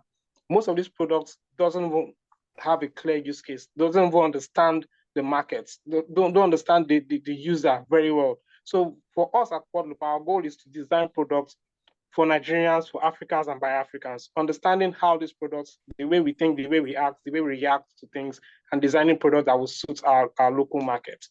So let me go to the last one, which is the rollout version 1, test the market, get feedback, and iterate. So that talks about whatever prototype you have to be able to test. You have to be able to test it. So when you test it, that way you can be able to see if it's a viable idea, people can spend their money to it, and you go back and iterate on their feedback. Make sure you gather feedback. That feedback will help you to make a better version. If you have a version 1, you can do a version 2.0 or version 3.0 to that product become very perfect. Not like very perfect, but at least for you to say you have a good product, at least should be 80% okay. If not 100%, but 85% okay. You know, so that's where people can say, yes, you too, if you are selling this product out there, you can sleep very well, because you don't want to sell product to Nigerians and the product is not working, and they know your house, or they know your office, and they have your WhatsApp. You can't sleep with my bro. So you should be able to know that whatever you're designing is good. So people are putting down their money for value, especially not in this economy whereby people will now say, they have a lot of things to do with money, and not give you that money, hard-earned money, and you're not giving them value. So have a rethink. So thank you very much for this, my little pep talk. And this is all I have to say. Thank you so much, Mrs. Oh my, that was beautiful. Thank you so much. In fact, there's a lot to unpack from there. And I think it just ties in instantly, isn't it, into each other. Thank you so much. That was beautiful. I don't know, you guys in the comment section. Let me see. There was a lot. I was even picking a lot of gems from there. That was a lot. Thank you so much. First of all, let me first say thank you. Second thing, have you considered writing a book? Funny enough, I was talking to someone yesterday and was like, Jose, I was just sharing some story. I was like, Jose, are you sure you will not go to YouTube and talk a lot of things? I said, I don't really know how to talk. And I've not considered writing a book. I think a lot of engineers could learn from such a process as well. And I think there's so many things there, because people see successful people and they just think they appeared. All right. People see people and they just think, oh, they appeared. You know, when you were saying that your phone was half paralyzed, that's a determined person. That's what Chibuna was telling us about passion, right? Half paralyzed phone, and you were still using that to do research till 4 a.m. That's a lot. And you know, sometimes, you know, everything might not fall in. Like people think about, you know, you have to, somebody said, I'll start a company, I need 10 million naira, you know, but what do? You get. So I think that's really a very powerful story. And I really, even me myself, I was just taking a lot of gems from that. Also willing to test your idea, you know, just risking it, going to Moe and like, you know what, I want to sell walking with nails and hammer to install. That's a whole lot of boldness. And I think there's a lot there. I hope that when engineering start doing venture capitals and all of that, they can bring you here to talk to people, because I think there's a whole lot there, right? It won't fall on our laps, but with persistence, we can do something great. Let me see what the people in the comment section is saying. Oh, all right. It's a wonderful. It's a whole knowledge from a whole lot of experience. Yes, that's it really. And I think it just ties in different sides. See what the problem is, trying to create a solution. Not like anyone giving you money for that solution. Also, as you create, you will meet opportunity. I like what you said about innovate up, right? I'm not even an inventor. I found innovate up, like, do you get? So I just feel some of these things, it's not until as an engineer, if you have inclination towards any area, you begin to follow, you begin to just, like I said, I saw your product first. It was your product I saw first before I even knew you. And I thought that was interesting, because another part of your product is not just solving energy crisis, it's also solving electronic waste crisis, which is another part of your product as well, which is using all those wires that and all those things that will have gone to waste, and you're using that to create a solution. So guys, I've put this in the comment chat. You can check it out. It's Idunu Lantern by Quad Loop. Please check it out. I think there's a YouTube link as well. If I find that, I will post it. I think I saw one YouTube link as well. So, but if you can post anything where they can find that, where they can find, you know, information about the lantern, quite a number of people want to know. But that was brilliant. So, guys, your questions. I want to believe Mr. Dozier has also answered some questions from the other session. How do you start when you don't have any money? So I can see him really raising his hand. Okay, all right. So guys, I want to hear your question. This is your opportunity. In fact, help me say thank you to these guys, because you can see they both really work hard, and it's been a privilege to have them on here today to just tell us how you can practically do these things. You know, Nigerian environment is okay. It's at www.quadloop.africa. So please, guys, go on there, go and see the beautiful lamps and all of that, what they do. You know, some people can use it in the market, the shops, different things. I think it's a very brilliant idea.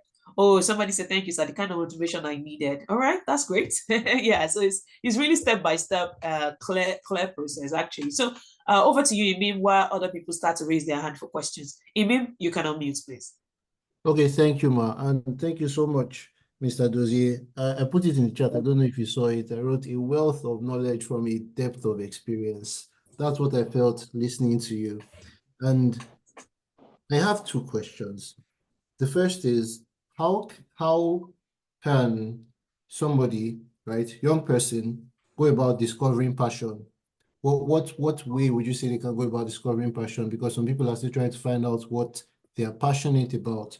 And the second is, and I don't know if the website will elaborate on this, but how does your product convert e-waste into usable product? I know you spoke a lot about your process, but I'd have liked to know a bit more about the production of the product. Thank you. These are my questions. Okay, all right. Sorry, so I just will let some other people, let me just say you can take 2 questions or 3 questions at the same time. Abdullah, please, can you unmute and ask your question?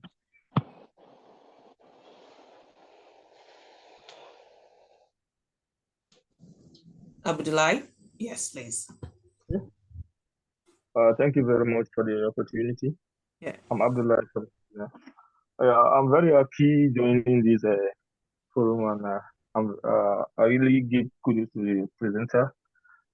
I want to find out one thing about this Idunu lamp, because when I check the product, I observed that the product doesn't look like made in Nigeria, like seriously. Because I observed it's a printed circuit, at the same time the packaging is not looking like a local package. If you may share more light on how you go by printing the circuit and then getting full package. Someone like me, I'm electrical engineer by profession too, and I have many prototype projects which I later abandon and go for construction industry now, which I'm working on. So I have a lot of prototype other projects, but packaging is a problem now, which led me leaving the project. So I will like if you can share more light on how you get by printing the circuit at the same time the packaging, how you get it right. Thank you very much. Okay, thank you so much. I think there's another person raising his hand, Chegun Ajala. You can unmute so that I can answer it together. The first question was, yeah, passion. The second question is, how do you get your packaging in Nigeria and all of that? So Chegun, please, Ajala, can you unmute? And thank you for that powerful presentation. I'm really blessed with the my question was, actually answered my question. The first question I presenter about starting from you don't have anything to do with your passion. Can you speak a bit louder, sir? I think we're losing. We can barely hear you. Yeah. Can you speak louder? I think it was the one that answered the previous question I had. Okay. When doing the last presentation. Okay, sir. When I started from the crash. Yeah, starting from the scratch. Yes, exactly. Now, yes. My question is that it motivates look up his product and start marketing it, get feedback results of what he produced. For instance, there are some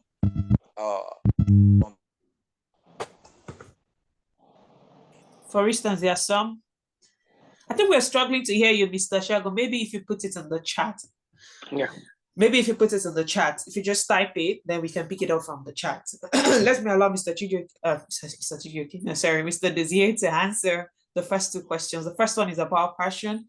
The second one is about, somebody, also wanted to continue on his projects and trying to figure out how to do that, how to package, seeing what you've done brilliantly. Okay, so to answer the question for passion is something that is within. To discover your passion, it has to do with self-discovery, discovering who you are. Who is Bode? Who is Dozie? Who are you? You need to know yourself first, right? And when you know yourself, you need to be able to, get this affirmation of who you are from your maker.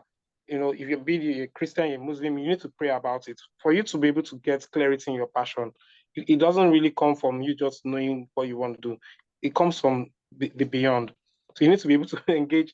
If you're a Muslim or a Christian, pray about it, and God will give you direction about your passion. So your purpose mainly. God gives you direction around your purpose, not your passion. But your passion is something that you have, something that you do with ease. Maybe you like to drum. Each time you drum, you can drum for hours, like you don't even get tired. That thing that you do seamlessly is kind of your passion. But your purpose has to do with something that it's God that gives you your purpose in life. But your passion has to be something that you do with ease. So to answer the second question, around the PCB and the like. So for us at Quadloop, the goal was, we know that we have a lot of hardware engineers building stuff, hardware products, and most of these things are not really very presentable. So for us, our goal is to make sure we design products that will compete in international markets. We don't want to build product that when you look at it, it's a local product. No, we made sure we made the product to look the way it is. That was very, very deliberate and intentional. Our printed circuit board is not something that we used to use VeroBoard. If you are conversant with VeroBoard as an engineer, we use VeroBoard to do our during one of our iteration process. We use VeroBoard. That VeroBoard has its pros and cons. One of the pros of VeroBoard is that you can easily is cheap to make. You can get the components from your local markets. Maybe you can go to Oshodi, you can buy it in Hub 360, put them together if you have basic circuit design skills, but it's not very efficient. VeroBoard are good for prototyping sake. It's not good for mass production. So we did that when we were testing the market with VeroBoard, right? Because we couldn't go to meet the guys that have the SMD kind of machines, be it in Nigeria or in China, right? So, but as you move, if you have products that you want to deploy, I think I advise you to first start using a VeroBoard to validate your idea, to test the market. Then when you see that, yes, this thing is getting to a level that, you have to iterate on the feedback that you got, you can now start deploying using a PCB kind of circuit design. And we have different websites like that. We have GLC PCB.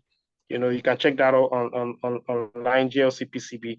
We have PCB Way. These are people that you upload your Java file. Of course, you know what Java file means. You upload your Java file with your circuit design, and they charge in USD. You pay, and they build your circuit board for you. Although we have some local manufacturers here in Nigeria, but the thing about China, and I'll be sincere, they are a lot cheaper because it's a competitive market space over there. But yeah, maybe one guy here in Lagos have that machine, and he has to deal with the guys at top business OEMs, right? But in China, a lot of people are willing to do your work because it's a competitive market space. So yeah, so that's the idea about that. For the design, is intentional. Don't worry, we have to make sure our product looks top notch and internationally.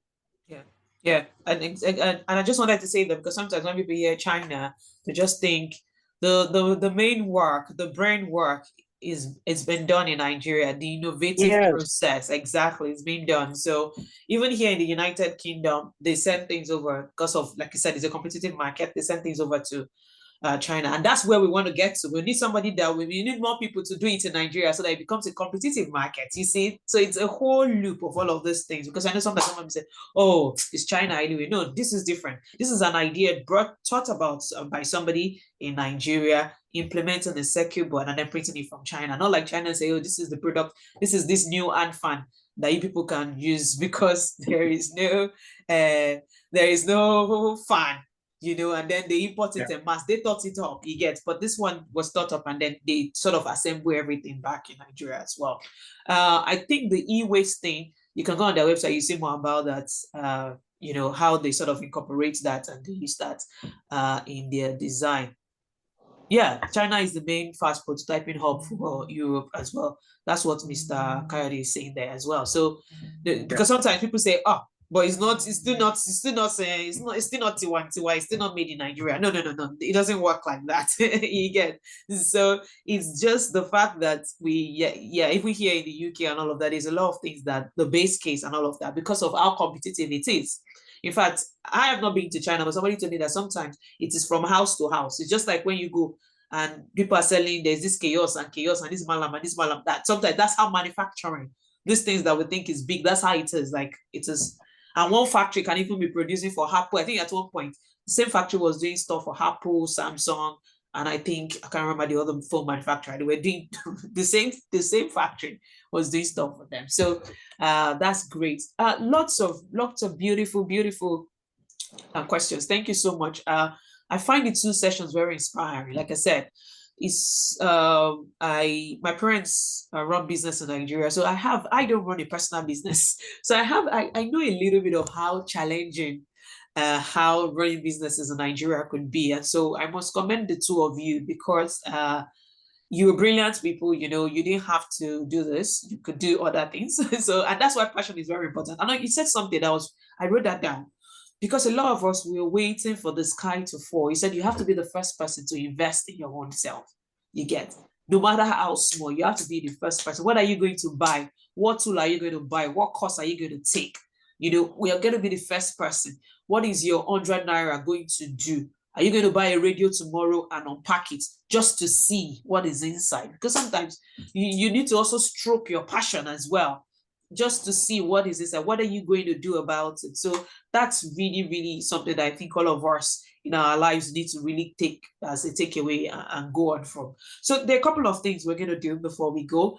First, I think Mr. Chibuna had to go, but I had a question for you about, sometimes I had a question for you about Nigeria generally, which I know you guys have mentioned is hard doing business in Nigeria, but I just want a specific, not example, but sometimes they say Nigeria has happened to you. Has Nigeria happened to you before in this business? And how do you cope with Nigeria happening to you? So you're very passionate, you have all this passion and all of that, but hey, Nigeria not happened to you, How do you understand what I mean by Nigeria happened to you? Something beyond your culture? Is it SARS? They stop you with your quad loop, they think you're a Yahoo guy, But how do you bounce back from that kind of, has it happened to you, and how do you bounce back from such instances? Yeah, so I've had my fair share of that Nigeria happened to you thing, and that was when we were doing a particular, still on this product, So we got our first grant from Olon, then it was around 10,000 USD, and this money was back into the business, getting some basic machines and all that, developing on the existing idea. So at that point, we wanted to go meet plastic manufacturers to do a mold, because we needed a mold to house the product.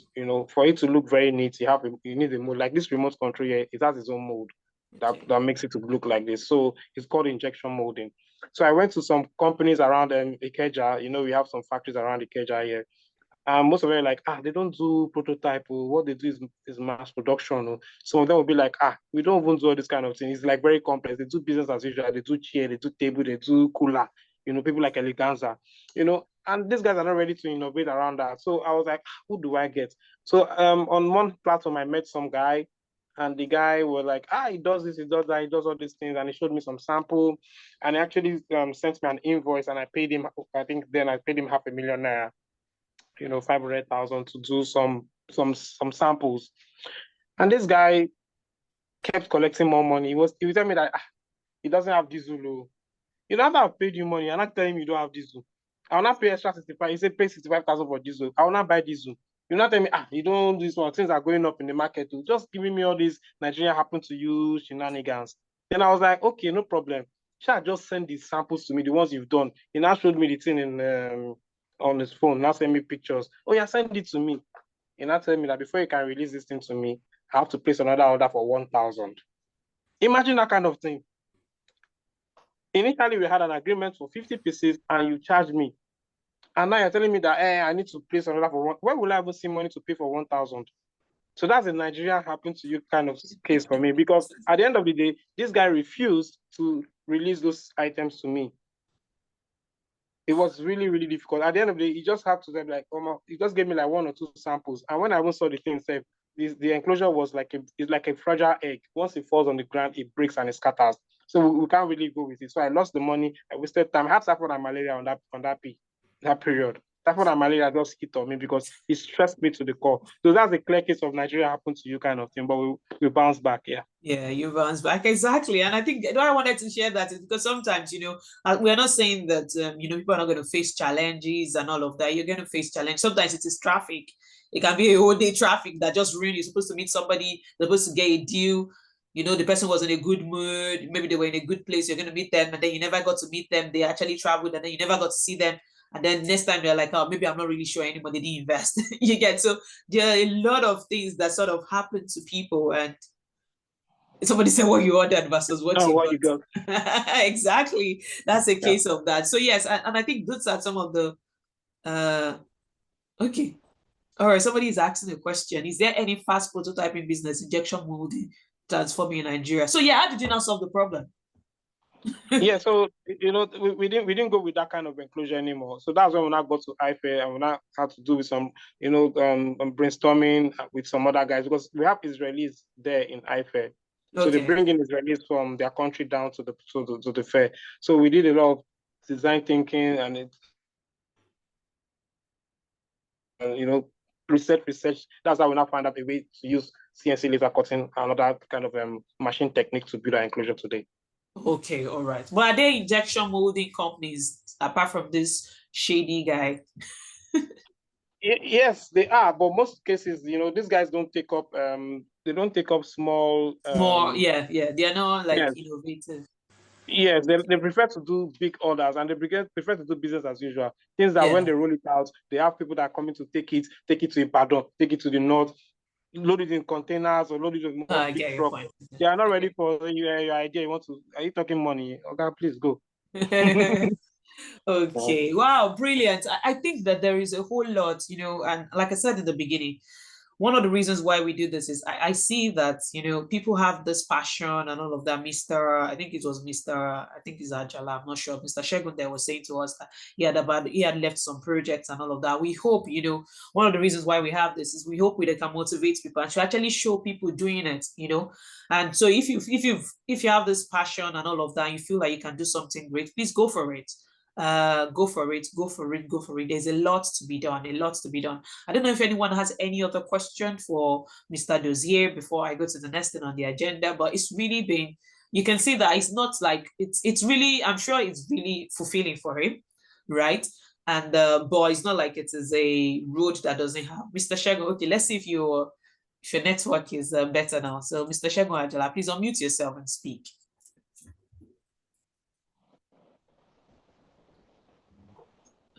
Let me look for him. Yeah, you can unmute, sir. Can you hear me? Yes, it's better now, much better.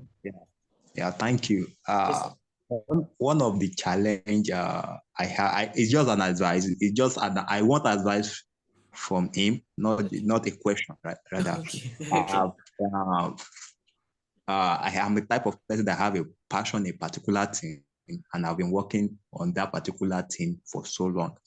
So raising a capital has been a major challenge. But where I have opportunity to work are not the place I have a passion for. And families and friends that can actually assist me in getting to where I don't want to work, they will tell me that it should be that's what you want. Go and do it on your own. See, that's what.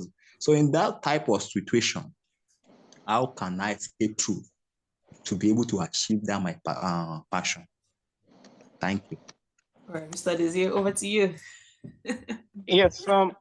Okay. So that question, can you just please iterate again? Because I was trying to send something. Okay. So let me paraphrase for him. He said that you mentioned something about trying to get a job where you have passion for. Currently, he's working in a space whereby he doesn't have passion for, right? At least as a starting point. And if he tries to he's not in a position to be able to try and get a job in a place he has passion for, because he will literally be on his own. If it is, for example, I don't know if that's an example in his case, but let's say you were working in Shell, like I was saying, my cousin, and then you suddenly tell everybody, let's say you don't have passion for oil and gas, you have passion for aerospace, all right? And then you suddenly tell everybody, how do you tell them that I'm not doing Shell and all of that. I want to do aerospace, and aerospace, you cannot. Let's say you want to be a pilot, right? And you want to go to the airport. Obviously, you can't become a pilot in a day, all right? If you go to the if you go to aerospace, you have to get a lower level job. So he was just saying that how do you make that transition even when you don't have family support, or how do you do it now that if Kelly wants to do something, but where he is not a place of his passion? Yeah. Very clear. So in that case, you don't really need to worry, because at the end of the day, you are looking for two things. You're looking to learn, and you're looking to save money, to raise money for your business. Like we said, you have to be the first person to fuel your passion, right? So whilst you are there, working in the place that you're not passionate about, the next thing you have to gain, there must be a gain, is the money. You have to be working for the money. So maybe let's say you're earning 100K, for instance, maybe you save like 20,000 aside for what you are passionate about. So when you are ripe enough to leave that place, you will know when you want to leave, when you are out to leave. You have something to fall back on, in the sense that you have something to put into the business, or maybe you want to do some build on a prototype or something, that your idea, you have to be able to have a cost. But before then, you have to have a cost of what is it going to cost you to do this. And there are stages to every step at the way. At this stage now, you need to get something tangible to show, to attract some funding, right? So, but you can't get that thing out if you don't have your own personal money to put in there. So for you to get that thing, that place that you're working, save some money to get this tangible thing out. So you can now take that thing to show third party, they can now see, okay, let's invest in this thing. Do you understand? So if you're not getting your passion there, but you are getting money, the money you're getting, put it back in your passion. That's a brilliant one. Thank you so much. Dolapo, please.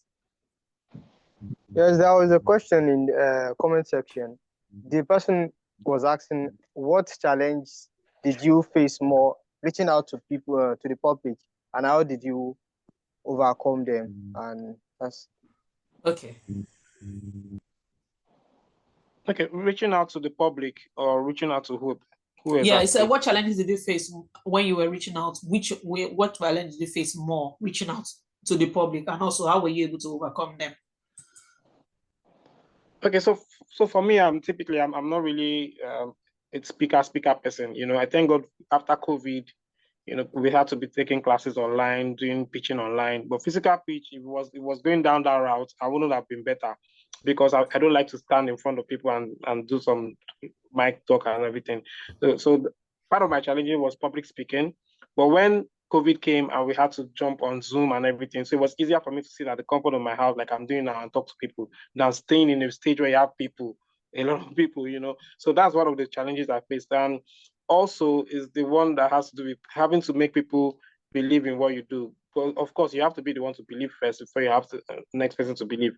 Building a team around what we do, was another problem for me, because for me to get the right team, I have to see people that can see through the same lens, so they can see the opportunity, the problem. They are passionate like the way I am to form that kind of team. So yeah, those are the issues I have: public speaking, building the right team at the right time, and of course, trying to navigate other hurdles, like, getting to meet people and convincing them about the idea you have.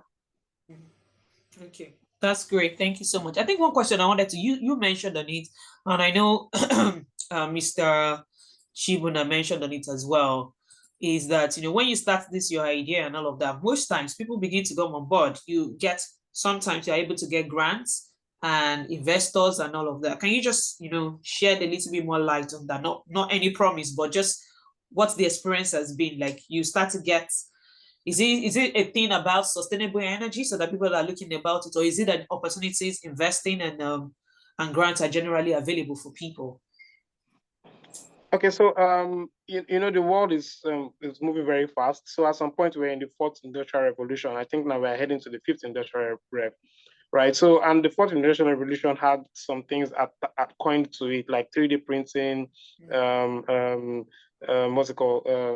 3D printing, additive manufacturing, and all these other things, IoT, yeah, right? But right things. now, yes, right now we're heading to fifth industrial, which is more like AI is the first thing, and astronauts, all this kind of living in Mars, all these other things. So opportunities come around where the world is at. So if you find yourself providing solutions around that segment of where the world is at, it's better. So let's say now you have a solution around AI is better for you than having a solution around 3D printing, which is like, it's old story, man. Do you understand? So you need to be able to understand what's the current trend. And there's one other thing I really like to always talk about is foreseeing trend. It's really a great strength. I mean, it's not everybody that has that strength. Foreseeing trend is like telling you where the world is what it's gonna look like in the next 5 years. It keeps you like, okay, this is what you need to, you can see the trends, and the trends are most times is 50% valid, right? So yeah, those are the things that can make you, and there are trends like right now, like circular economy, sustainability. Those are the buzzwords. They are buzzwords. So, but this buzzword, if you are in line in those space, you're having solutions or you're solving problems in those spaces, you are most liable to get some investments. But these days in Nigeria, getting grants is I don't know, is rather kind of difficult. So yeah. All right, that's really good. Thank you so much. And I think the only thing I just saw from that also is, if you want to foresee trend, you need to be in line with where it's happening, all right? So, get on LinkedIn, read blog articles, follow. There's a lot going on LinkedIn. Even when you're on Instagram, sometimes there's something called Interesting Engineering. They have a blog. They have, there's Boston Robotics or something like that. I think it's Boston Robotics, right? You follow. There's a lot, actually. I think we will probably go back to writing some of our blogs for engineers as well, so that you can just see engineering blogs, engineering things. You are aware, because things are always changing for engineering. Even me, myself, I'm always trying to catch up on LinkedIn. Follow these guys. Boston Dynamics. Thank you so much. Boston Dynamics as well. They have these robots. They have Spots. I think Spots is one of their robots as well. And you see what is really going on and all of that, so that you can move fast. The knowledge, I tell people, the base knowledge of engineering, the base principles are not changing. Is the application as well. So it's a good one. Please, let's keep abreast what is happening and all of that. So it's been really, really wonderful today. I am so happy to have all those people on board. And okay, I can see somebody has put comments. Okay, yeah. Thank you all, everyone, for coming. If you still have any questions, please put it on the chat. We try and treat it as much as we can. But it's been great. Please go online and follow these guys. The name for is Chibura. It's raising his hand. Okay, I'm coming to you. Okay, but I'll copy their LinkedIn profile and put it on the chat. Please follow them. See what they're doing. They are in this space. You can see the conferences they are going for. Try and see if you can get a free one, attend, and all of those kind of things. Follow Dozier. You will see a lot about high fare, fun. It's just like networking give you an opportunity to be in the same space. You might not be able to physically be in that same space, but you're able to sort of gauge your opportunities along the lines in which these guys are gaining their opportunity. So it's put check link to tell you exactly. So I'm going to check that myself. You get, just so that you're on board. So I'll let Chijoke ask his question, and I'll come to the last part of this session today. Chijoke, you got a question or you got something to say? Okay, good evening. I want to appreciate everyone, especially Dozie and every other person that's giving us thoughts on this. Mine is like a question, because I'm in the middle of I'm into electrical engineering. I did electrical engineering at Yaba Tech College of Technology. So I'm into wiring, electrical wiring, and going to construction site to do wiring. But it got to a stage where I did my first diploma program at Nigeria Railway Technical Institute. So that's where I got the experience on wiring and everything. But I needed to further. I was traveling with my boss then, going to Imo State and other states to do the electrical work. But it just got to the point I need to further. I need to get a certificate to back myself. I had to apply for a job, and I started working with a company, then push on my school, and I'm done with my HND at Yaba Tech. Before it just went along, the job continued. I was making money, little, company work. But at this stage, I felt that I'm leaving my passion somehow, because I'm now going into facility management somehow, because I started from a technician to a senior technician to a supervisor to a manager now. And I'm finding it difficult to leave office setup to a personal wiring, like have a personal company. Every time I had to open the company, have a company and everything. But I don't know exactly when to really leave, because now I have responsibility. I have families who are looking up, because when they call, you always bring. I don't know how to just jump in. Is it like, when is the right time you feel like, okay, you can just leave the call office work and start up your own personal business? Like, okay, you want to go, like personally, I can go into electrical, wire selling of electrical part and this, but you need money to do that. And even if you are saving, will lead you are saving. You're always still trying to plan up your life. You want to get married, you want to settle down, you want to build houses, and you want to just. So I'm looking, what is it? When do they feel that it's the right time for you to make up and say, okay, you want to focus on yourself and do your own personal way and leave other parts that which you are working? I don't know if they understand where I'm going to. Yeah. Okay. I'll allow Mr. Adezie to Yes, answer. I can relate with that scenario, and I would say is a challenge and it's a blessing, because if you look at it, you moved from A, B, C, and you're not a facility manager. It won't be nice for you to drop your facility manager job and say you want to be doing housewife because it's your passion. Bro, you just said you have a family, you want to get married and all those other things, you know. So what you need to do while you are being a facility manager, you need to set up your company, which is a service company as well, because what you are doing in facility is service. What you are doing as housewiring is service. You don't have a physical product you are selling, right? You need to set up a service company. You now need to recruit people that can be running that other thing for you. Even that facility management that you're doing, you now have, maybe I'm giving you too much expo. You now have to be the one that your own company is the one managing those facilities, because you already have your handful of something to do. So let's say you don't want to be like a staff, but you have a company that can be outsourcing. You can be outsourcing these services. They want to do some rewiring in those facilities that you manage. Maybe they have a block of flats. Is your company and the people that you have trained that are the ones carrying out those activities. I don't know if that makes sense for you. Because if you leave what's feeding you right now in Nigeria, I don't know where you want to go. He's removing his hand. He's saying, I did not advise you to do that. I like that. I think, yeah, the only thing I can add to that is that there is 9 to 5 and there is 5 to 9. Right? That's the only thing I want to add to that. So it's a sacrifice sometimes. Like I said, you have to sacrifice for your passion. So sometimes there's some weekends that you will just block. You know, you can't go for some event. You just block. You do one rewiring, get some money. You get or use it to train some guys. All right. So that's the way it sort of works. Because, like I said, especially the shock, because sometimes the shock of not having money can even shock you that you will not be able to do what you are passionate to do. You know, if hunger can make you even forget that I'm passionate about this. So I think if you already have something doing, is explore what is in quotes your free time. All right. Yeah. Use that as to set up yourself. As like you said, you can train other people, maybe get another person to like, okay, guy, join me and all of that. You join them on the weekend. You tell the client we will start this work Thursday to Sunday nights. Do you understand? We will finish this rewiring and Monday you buy yourself Coke and Fanta and then you're off. Now, you know, don't kill your body and all of that. But if you're young and agile, explore that as a strength.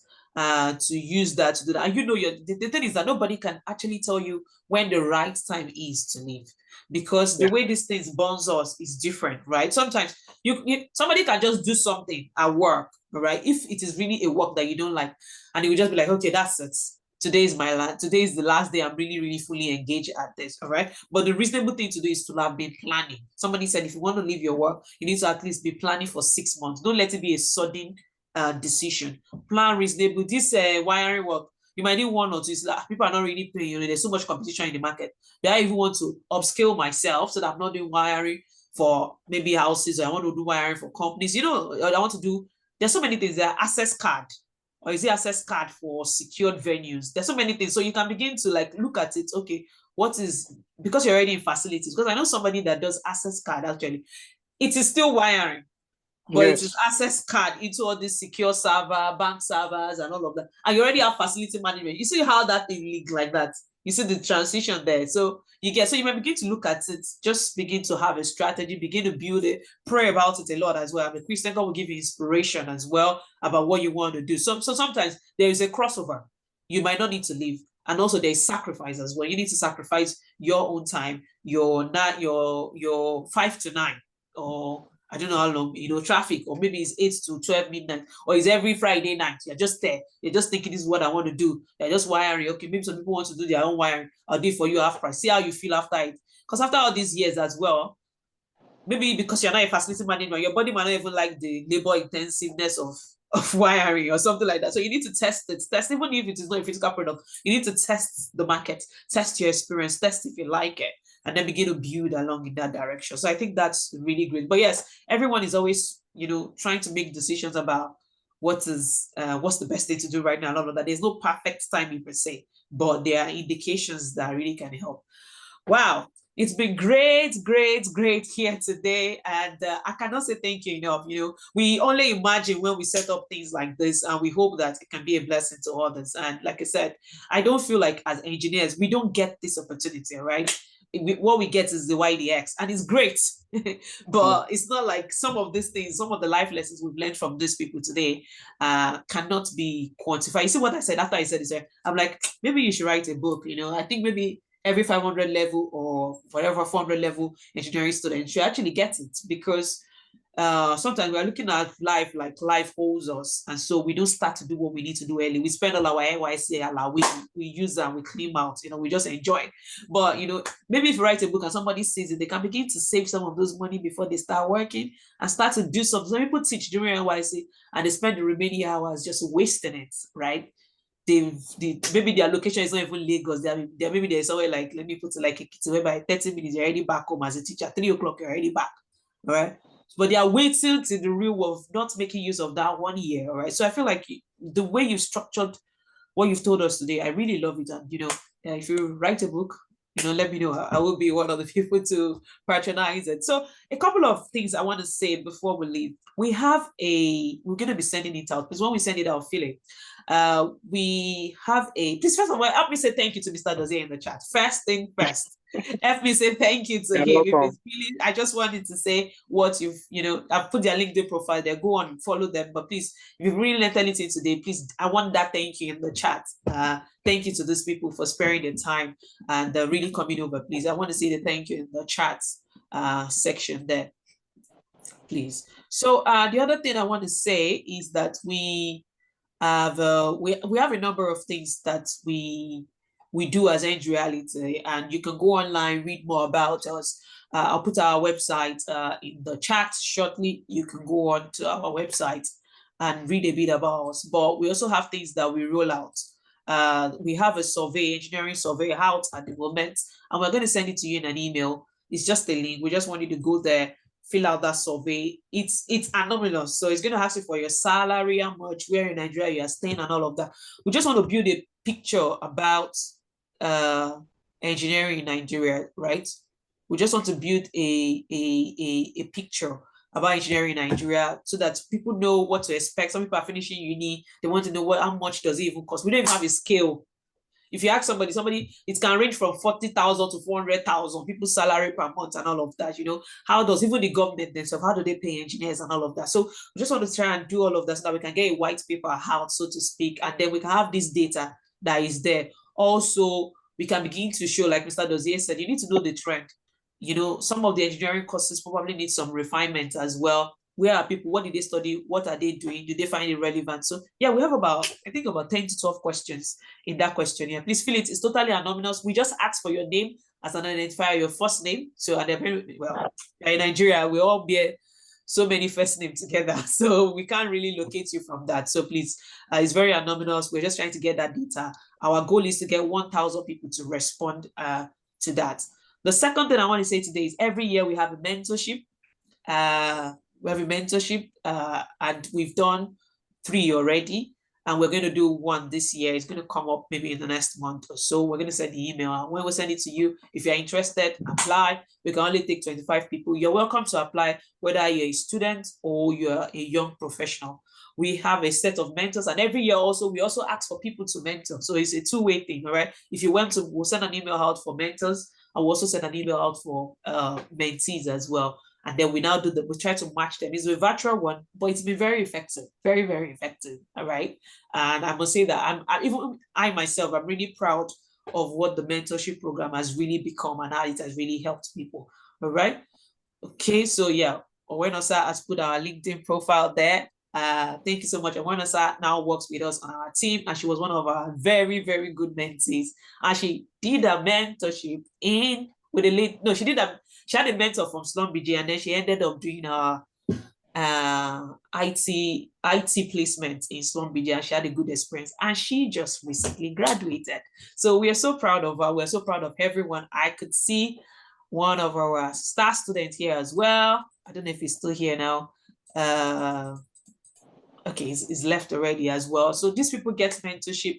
One person actually got, sorry, two people actually got a job, and that's not the goal of the mentorship, but they had very good relationship with their mentors. And then when there was time for them to get jobs, they were able to get jobs at the company. Like I said, that's not the goal. You know, we don't provide jobs, but we just hope that we can make the experience better for everyone. Also, if you'd like to volunteer with us, there will be an email. All of that will be in an email. But it's been great. I can see Mr. Dozier raising his hand. Where are you? Good. Yes. Please come on. Yes, please. Yes, so I wanted to share something about, I found it online because this CIC Innovation Center, so they are doing this program called the Nigerian Genius. It's a campus edition 2024. I think it's a prize money of 1 million naira to be won. It's happening somewhere called Advanced Engineering Center, AEC in Aba. So they'll provide you with accommodation, feeding, and all that. So application deadline is on Tuesday, 28th of June. So for people that want to learn about CAD, CAD, 3D printing, PCB, all those welding, fabrication, it's a very hardware place because I know the founder of this company, we're both in alumni with GE Garage in 2017, 2018. So he's doing a great job. So I shared you the flyer and the information on your WhatsApp. So I was thinking if there's a way I can throw it, but your WhatsApp is not ready. So maybe you can send it to the people on this call so they can just take advantage of this opportunity, especially people that are in the Southeastern region. All right. I will, first of all, I'm going to type that in here, but we will also send so that they don't miss it. Guys, once you get off this call, if you are interested, just go and get up on it right away. So I'm going to put the link here. Once you get off this call, please, if you are interested, imagine they're going to provide you accommodation. This Nigeria, guys. So please, if you're really interested, I'm typing that out now. So if you're interested, go and get it. I'm just trying to get the correct link out here. That might be an opportunity for someone, you know. And you see these things, you see what it said, that person was an alumni from GE Garage. And you see, that's what we're trying to do in Nigeria, because if you build one person, then you continue to build more people. And hopefully, you know, this can make a difference to our economy as a nation. You know, if engineers start to rise, start to do stuff, I hope that it can make a difference. So I think, let me just cross-check HTTPS. Yeah, Bitline Shotlink, Nigerian Genius Campus Edition 2024. All right. Someone open that link for me and see if it works, please. Try it. Does it work? Let me try it myself. Copy link. Let's try that. Let's see. Because it's closing next week, Friday. Is it working? Ooh. It's not working for me. Is it working for you guys? Nigerian Genius _ campus. Maybe all of us are opening it at the same time. Okay, has anyone been able to open it? Someone says so that it works for him. Oh, yes, it does. Okay, yes, it works. Okay, so maybe we're opening it too much. I can imagine they just like swamp on their site at once. Okay, thank you so much, Mr. Dozier. That was really great. I don't know if anyone has anything to say. How do you feel about it?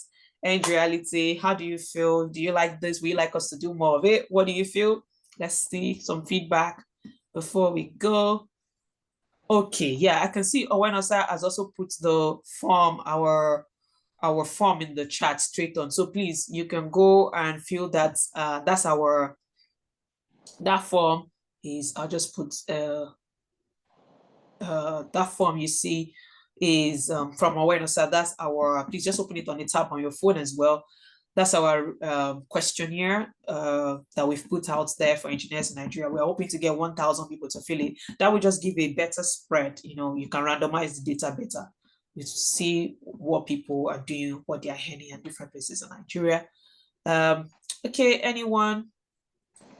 we hope you will come again when we call you. But this has been really very brilliant, very wonderful. I myself have learned a lot, obviously. And please follow these people, like I said, follow them online. You can learn a lot from them and all of that. Okay, so I can't see you guys. Do you like this? Would you like to come back if we invite you?